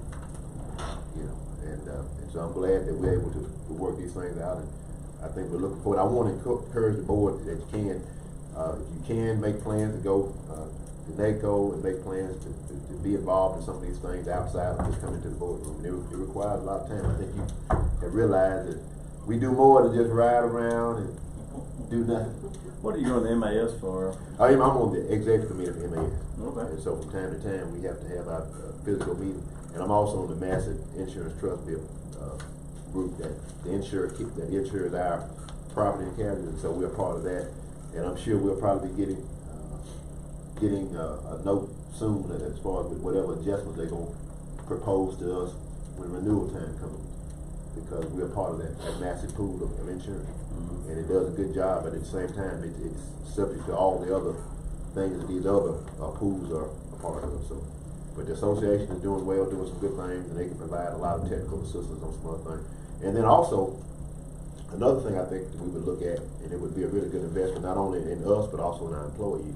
NACO has a program called the High Performance Leadership Program. I was able to take it really free of cost during the pandemic, but now there's a cost associated with it. But if we got anybody in our county government, that we think is worth of investing in, you know, for the long range, people that we can identify that may have leadership capabilities, that would be an excellent opportunity to invest in whomever. You know, and then whenever those opportunities come around, you'll already have the people in place that can, you know, take on these responsibilities and these roles as we continue to grow. One of the things I say we really need to invest in is maybe the engineering side of it in-house, and also grant writing. Your return on investment on a good quality grant writer, and I know Phyllis is great, but there's that's one of those people, if you pay them, they make you, if you pay them $70,000, they make you $5 million, what's the return? How do you value that? Well, I'm gonna send you a proposal I got, and just kind of let you look at it on some things. And it's, it's billions and billions of dollars out there. And I'm not saying it's just you got a blank check to get it, but you got to be competitive. And with this administration, I know administrations change, and when they do change, you have to change and adjust yourself to whatever administration is in charge. But according to this administration, there's a lot of opportunity out there, green, a lot of, just billions of dollars with this IRA, the Infrastructure and Jobs Act, some other things. And of course, as I said, when administrations change, and they do eventually, you have to make the adjustment. But right now, we just need to be taking advantage of everything that's out there. And we do need to start thinking about those building codes too, to be able to be competitive with those. I hate to bring it up. I'm going to probably, and I don't know if you all are having a problem. I've been dancing with some of this stuff for 20-some years, and that is, people that live out in the county, and they're just concerned with what others are doing, and they are concerned about how it's impacting their quality of life. You know, if you go into the Rock Hill community, I'm just gonna bring it out, and you travel in that community, you'll find some places in that community that need some attention. You know, because property owners are doing, you know, basically what they want to do. And I guess that's good until it has an impact on other people. And so, what I'm probably going to encourage people to do is come and talk with the board, and we just have to look at, you know, what can be done in certain things, you know, as it relates to quality of life type things that really, as we continue to grow, they're going to increase.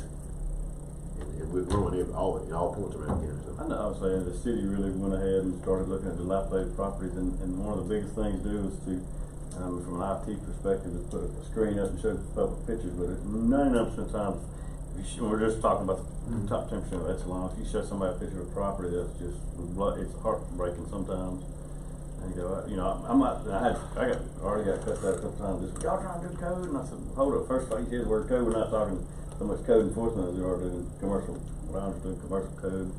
So that's, you know, but the word's getting out that this board might, you know, try to come to you to do this or that with your property. I said, no, but if I took you down on old 12's properties that, I mean, it's heartbreaking. It really is. That's the properties I'm concerned about. Just the top 2% that trash is all over in the yard. And it's blowing down the highway into other people's yards, and just, you know, a lot of, I don't know. I don't know what to do about that discussion. I know people move the county for a reason, but well, that might be part of my fault. As I'm giving updates of what we're discussing here in the county, I mentioned to them that we're, you know, at very early stages of discussing codes for commercial property. So, but once the word code goes out, that's all I hear. And the rest of it. So, but yeah, because I was gonna say that, like, this person's house is built, and basically it's in a swamp, and after it's built, it's like all, you know, this way you see their gas tank, it'll float up, and I'm like, if they're just, you know, I mean, it might just say, you know, you gotta get a little deeper, build, you know, something, because now they put all their money and everything in there, and they basically have a non-inhabitable place. Supervisor Williams. I don't have anything. Okay, all right. Nothing from this place, so we just need a motion to adjourn. And well, reset when Board at 9. March 4th at 9. Turn around at 2 o'clock. And then we'll recess and come back at 2. All right, motion to adjourn. Motion by Supervisor Trainer, second by Supervisor Little. All in favor? Motion passed unanimously. Well,